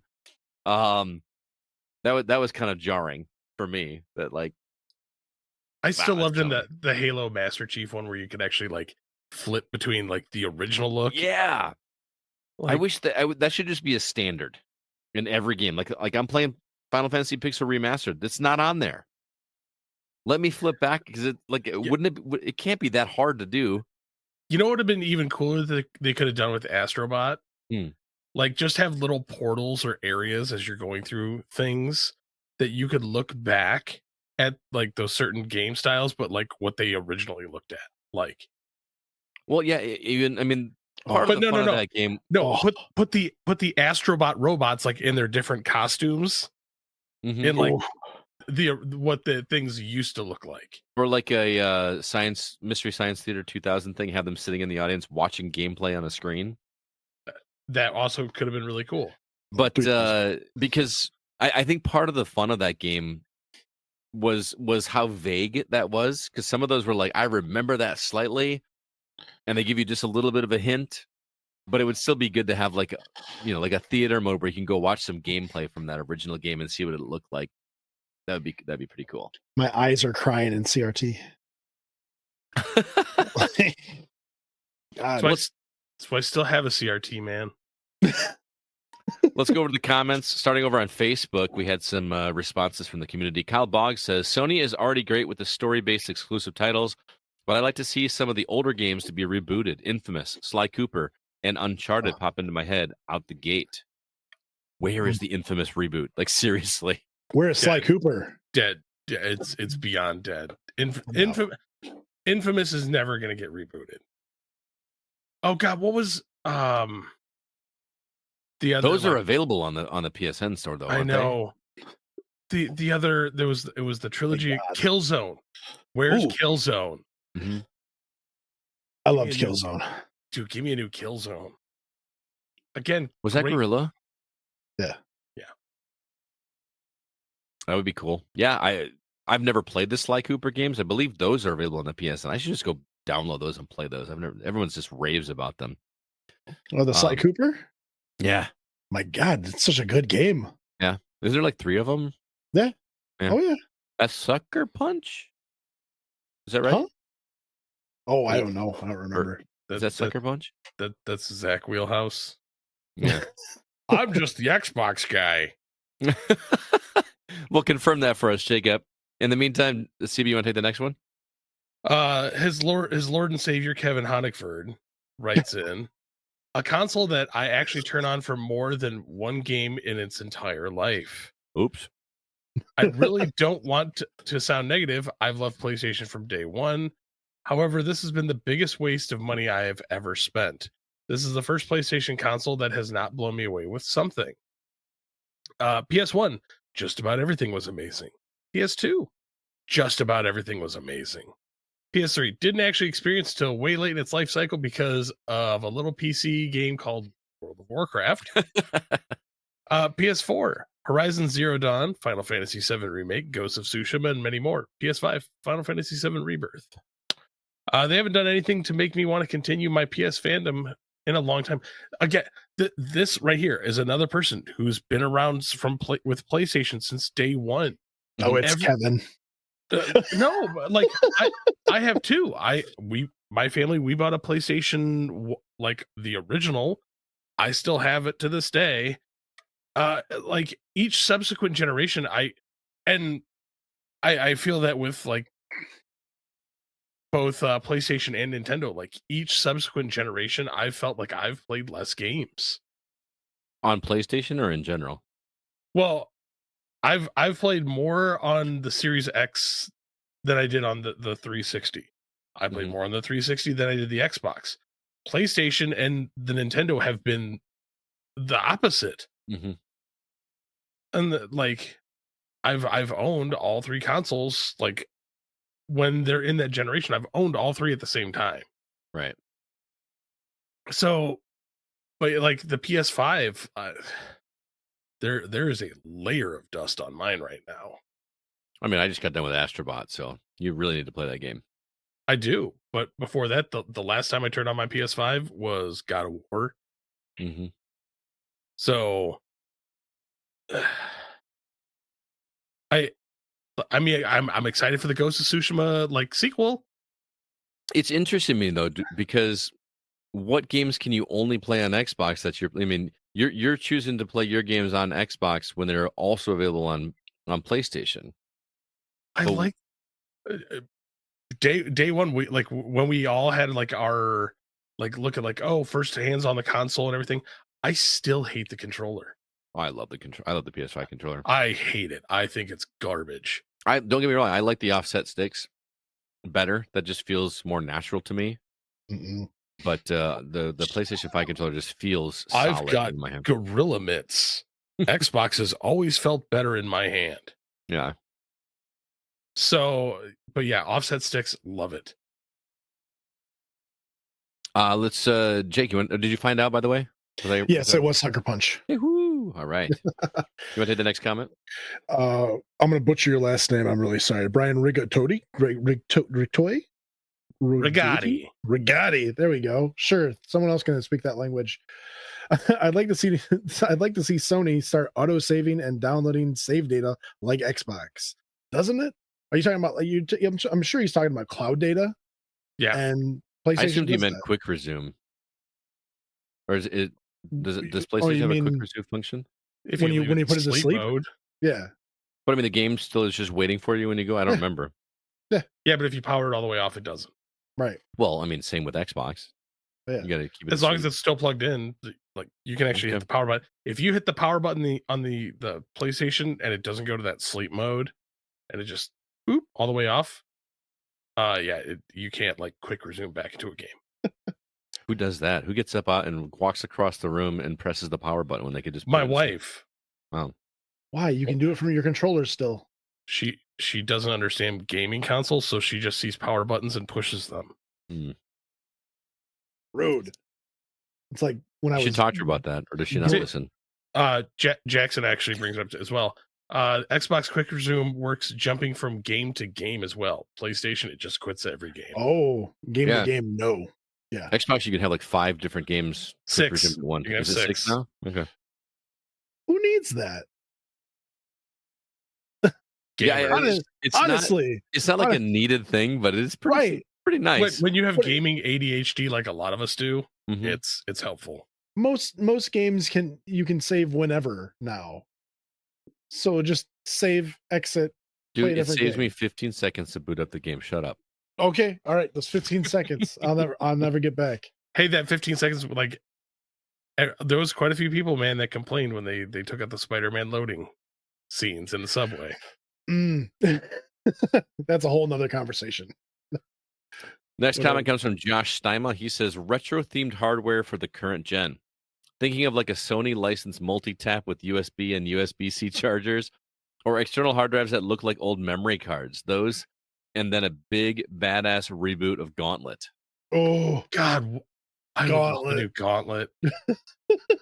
What was it? The last Gauntlet game we got was Dark Legacy. Dark Legacy. That was that was like PS GameCube. Yeah. Oh yeah, that's.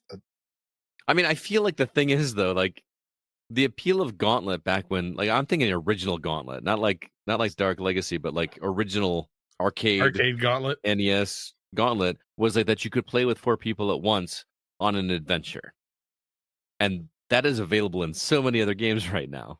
You know what I mean? That's not a novel concept anymore. That was the only game that lets you do that back then.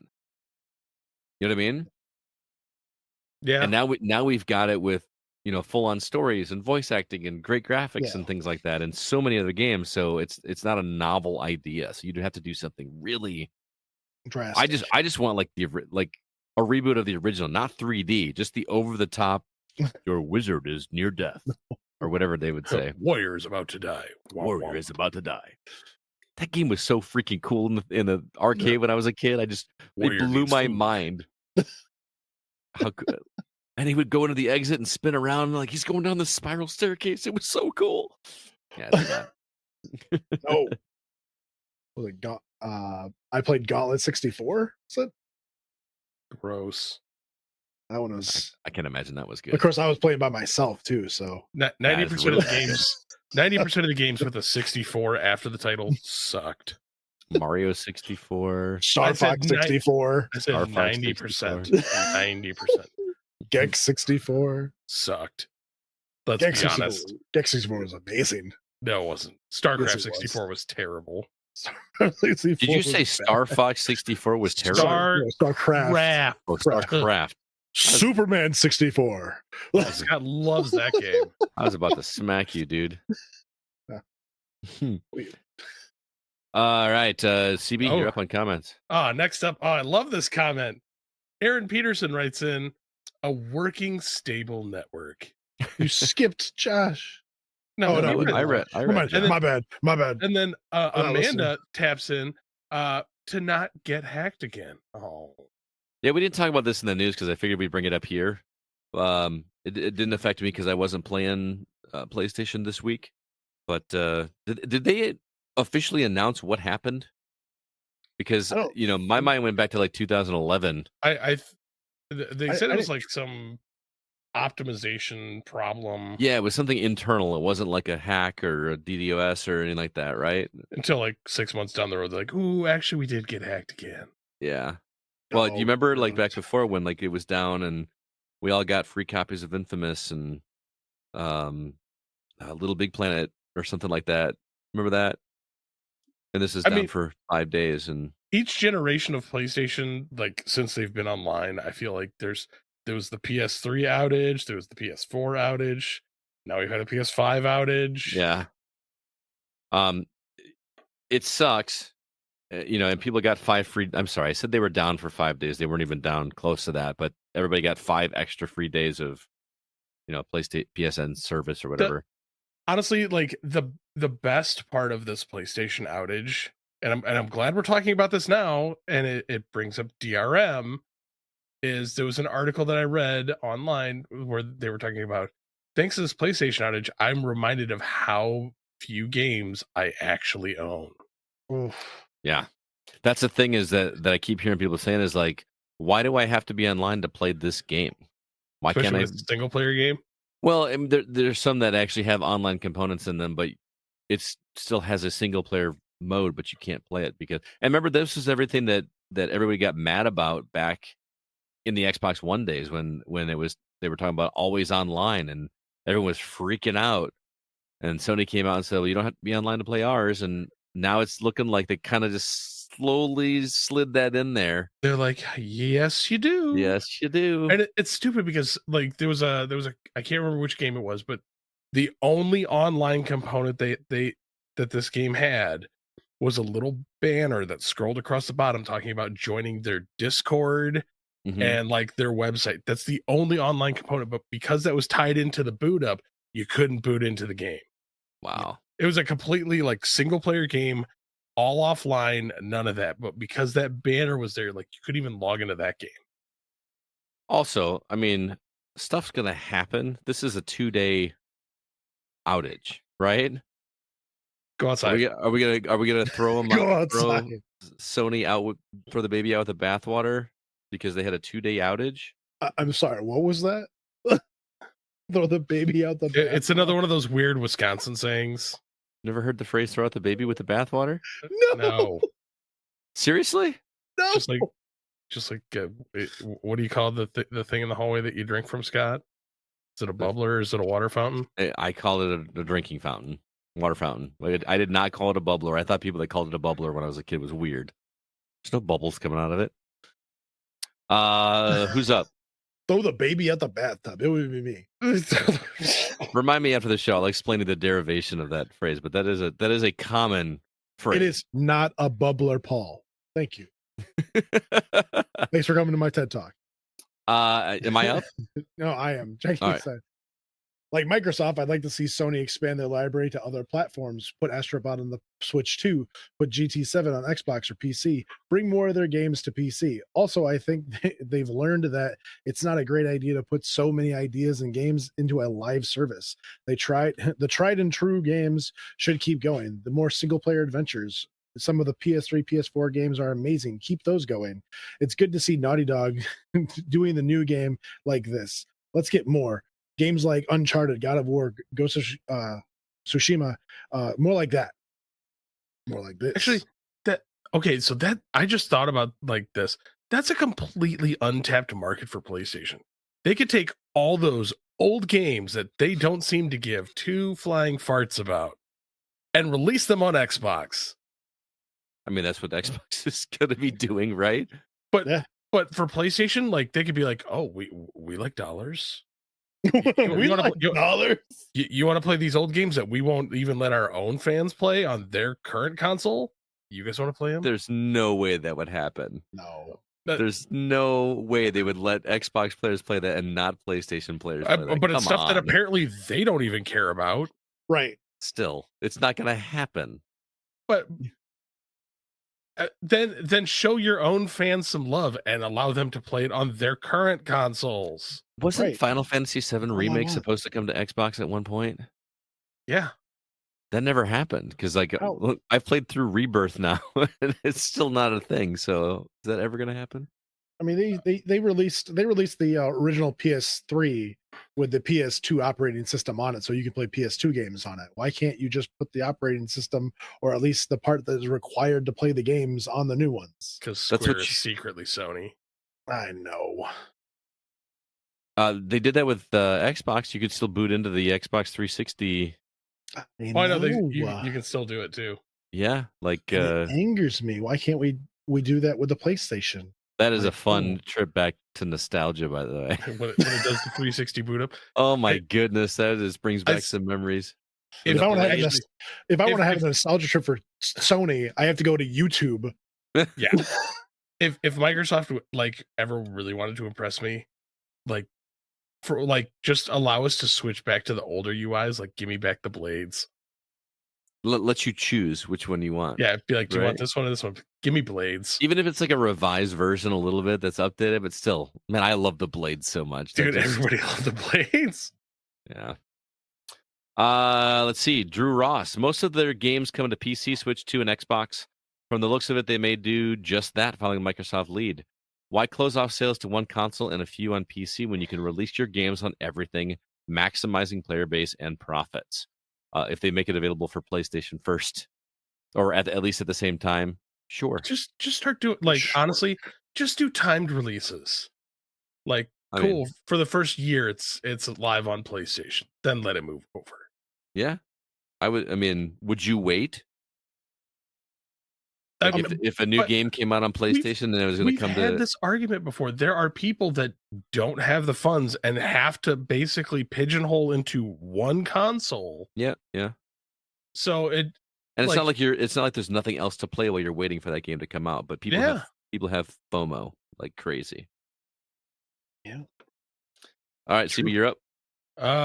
let's see. Mark Szymanski writes, please more single player story driven adventure games like Uncharted or Horizon. Preach to the That- choir, man. That, Mark, that requires Sony to remove head from sphincter, which ain't gonna happen at least in this console generation. Right? It just hurts my feelings. Tim Paulin, just make good games. I mean, that's Emphasis on the everybody. emphasis on the periods. Just period, make period, good period, games, period. Quotation mark. I mean, I don't think that's exclusive to Sony for me. That's No. Microsoft. That's Nintendo. That's but you know. I mean, that should be every developer from all the way to the top, all the way to the bottom. Just make a good game. Like, And I think you want. that's what everybody's goal is, right? Nobody sets out to make a bad game. Oh no, you have not seen the scam keys. Oh, you The mean what? Shenmue? Is it Shenmue?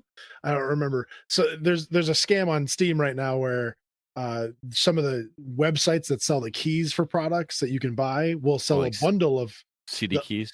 yeah. Yeah. They'll sell a bunch of the keys for these crap ass games for like $25, but on Steam those games that are terrible are going for like 60-70 bucks, and then they've got a bunch of AI responses reviews in the oh, good game, we love, oh, great gameplay. Like, no, stop. Oh, you mean like 80% of all Amazon reviews? Yeah, It's terrible. funny when you go to Amazon reviews now. I don't even read the actual reviews. I just read the AI thing that compiles all of them and gets the general consensus. It's awful. Yeah. I should admit to that. Last comment comes from Alan Sheck. He says, I'd love to see them release a wireless version of the PSVR 2 and pump out a few more VR games with that signature PlayStation quality. Is that, I can't tell if Blood and Truth, man. it's one. Yeah, you get what? Moss? Moss was great. I didn't play Moss 2.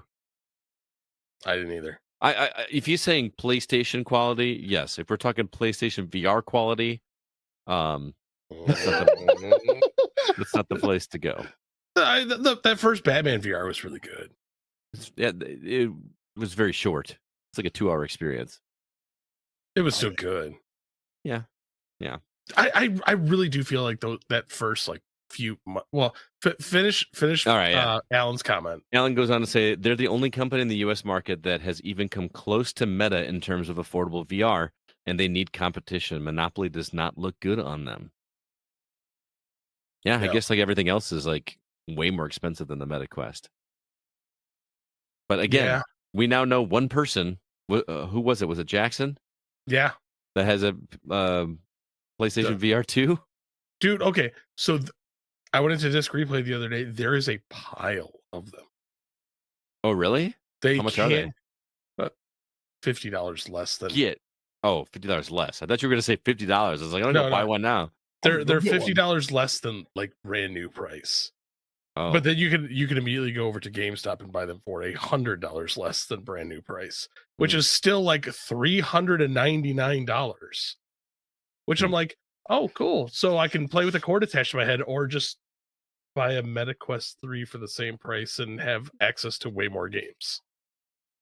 yeah, I don't understand it. Although people in the let's see, Paul and Jackson both seem to really like the PSVR 2. So I haven't played it. I loved my PSVR 1. The problem is it was that first like year that the PSVR came out Mm-hmm. that I felt the games were great. Mhm. And then it tapered off. I mean, the PSVR 1 was kind of blew me away the first time, but it was also like my first real VR experience. You know what I mean? Outside of stuff at state fairs when I was a kid. Oh man. No, you played that HTC Vive at Nate's Oh yeah, house. like for a minute. Like I played. I still have the Saber. video of you just like Didn't I hit the wall? My Yeah, hand you or left a something? dent in the wall and a scuff on his controller. Oops. Sorry. But if there is a new iteration of a PSVR, I want it to be more like the MetaQuest. I want the pass through. I don't want the cord. Like it is clearly doable, and for the price point, like it is achievable. Yeah. Meta has proven it. But it's just going to take them like actually like caring and like putting effort into their VR category Mm-hmm. rather than just like, hey, it's there. Right. It's kind of the same love and attention they give to their own like older games, though. Yeah, they're there, but do we really need to look at them? Good Yeah. point. Well, there you have it, guys. That was our Sony topic. Do we need to do one for Nintendo? Yes. You think so? Didn't we just kind of do one for the Switch 2? Okay. Or was it I say we console table. specific. I say we table the Nintendo one until after the Switch 2 comes out and be like, after we get our hands on it and be like, okay, why the Switch 2 sucks and what we want. Why do you assume it's going to suck? I'm still not sold on it, man. It's just an updated Switch. Which is Fine. exactly what it should be.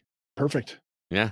No, I want the old Nintendo insanity. Well, you're going to be able to have a mouse. They learned their lesson with the U. No. Super Mario Paint. It's going to be a thing. So next week, our topic, we're going to talk about game boxes. Which ones were the best size, shape, best protection of the games that were in there. I saw a thread somewhere online earlier this week, and I wanted to talk about video game boxes. We're going to go back through the years. Oh man, I might actually post some pictures on Facebook on box variants. Well, why don't you put together a picture for me to put as the post when I post this comment on Friday? So yeah, I'm looking forward to that. I can't believe we've gone 560 something episodes or 530 something episodes, and we've never talked about game box. We've talked about box art, but I want to talk about like which ones we liked better, which ones look best on the shelf. For those listening, I want to know what console do you think had the best box, and what game do you think had the best box? Like collector's edition. Okay. I'm not talking talking about the art. I'm talking about like No, I know that. Okay. Yeah. Well, so stay tuned for that. I usually post those on Friday afternoon. So if you're listening to this on release day on Thursday, or if you're here in the chat, it'll be in a couple days. But that's gonna do it for this episode of The Gaming Outsider. Thanks so much for listening. As usual, this episode is produced by Kevin Honigford. All the music you hear is written and performed by Grant Henry of Stemage and Metroid Metal. His website, again, is stemagemusic.com, STEMAGE music.com. Please go check him out. He writes some amazing stuff, and you'd be surprised how many games you've probably played that he's got music in there. Please be sure to email us if you have any questions or concerns. Our address is feedback@thegamingoutsider.com. Jacob, any parting words or recommendations for our listeners? No. CB, how about you? That was harsh, sir. I love you all. Thank you for being here. Oh god, I watched I've been still working on my Plex project and like going through like old movies. Uh-huh. And I watched a movie that I completely forgot existed, and I'm glad I missed it back then. Do you remember a movie called Supernova? Oh yeah. I remember that. There's That nothing movie where, there's a sex scene in Zero Gravity, if I remember correctly. Yes. Yeah. That movie was so bad. That's all I garbage. remember from it. Garbage bad. Like I immediately had to watch like Event Horizon to get the taste of like how bad that movie was. Event Horizon is so good. Yeah. It was like Event Horizon, and then for some reason, immediately after that, I watched Under Siege. Oh my god, I haven't seen that movie in. It doesn't hold up. It didn't hold up then. And like every time I watch Under Siege, I'm still surprised that I forget that Tommy Lee Jones and Gary Busey are both in that movie as well. I didn't remember that. All I remember is the cake scene. Every young boy remembers the cake. That was a very special moment for me growing up. I'm just saying. As for me, I don't have much of anything. I did start reading The Hobbit this week. I've never The first time? No, I read it when I was a kid, but then when the movies came out and I watched the movies and I'm like, I don't remember any of this. So I decided it was time to go back and re-listen to the book. And then I'm going to, because I actually never finished the Hobbit movies. I made it through Desolation of Smaug, which is the second one, right? Yes. And I never watched the third one. And I know everybody doesn't like those as much, but it's still so much fun to read a book and then go watch the movie and do the compare and contrast game, because I just love that. So it's because they left out like they left out key parts of the book in 3 movies. How is that possible? This is only like a 12-hour book. Like, it's not a big book. 3 movies, including extended versions. Where's Tom Bombadil? I don't know what that means, but I will soon find out. Thank you to everybody that joined us live in the chat this week. It is always great to talk to you guys. And I appreciate all the comments. I appreciate your patience. I just right now realize how to add comments in here. Look at that. I can actually add Sean's comment. Under Siege 2, Dark Territory is actually some dumb fun. Under Siege 2 is great, but Speed 2 is better. Speed 2 with Willem Dafoe. And no Keanu Reeves. Yeah. Yeah. But it's got Willem Dafoe. That's all you need. So thanks to everybody. Please, if you are listening to this on the podcast form, come join us on Tuesdays. About 7:15 is when we start. Follow our YouTube page, youtube.com/The Gaming Outsider, and come join in the fun. We post the link on our socials about an hour or so before each episode. But mark your calendars. Come join in the fun. It will be a lot of fun. Until next week, I'm Scott Clark with Jacob Gunderson and Chris Behrensmeyer, and we are The Gaming Outsider. You got to do what Jackson does. Good night programs. Good night programs. Remember, there's no such thing as a bad game, just games that aren't for you.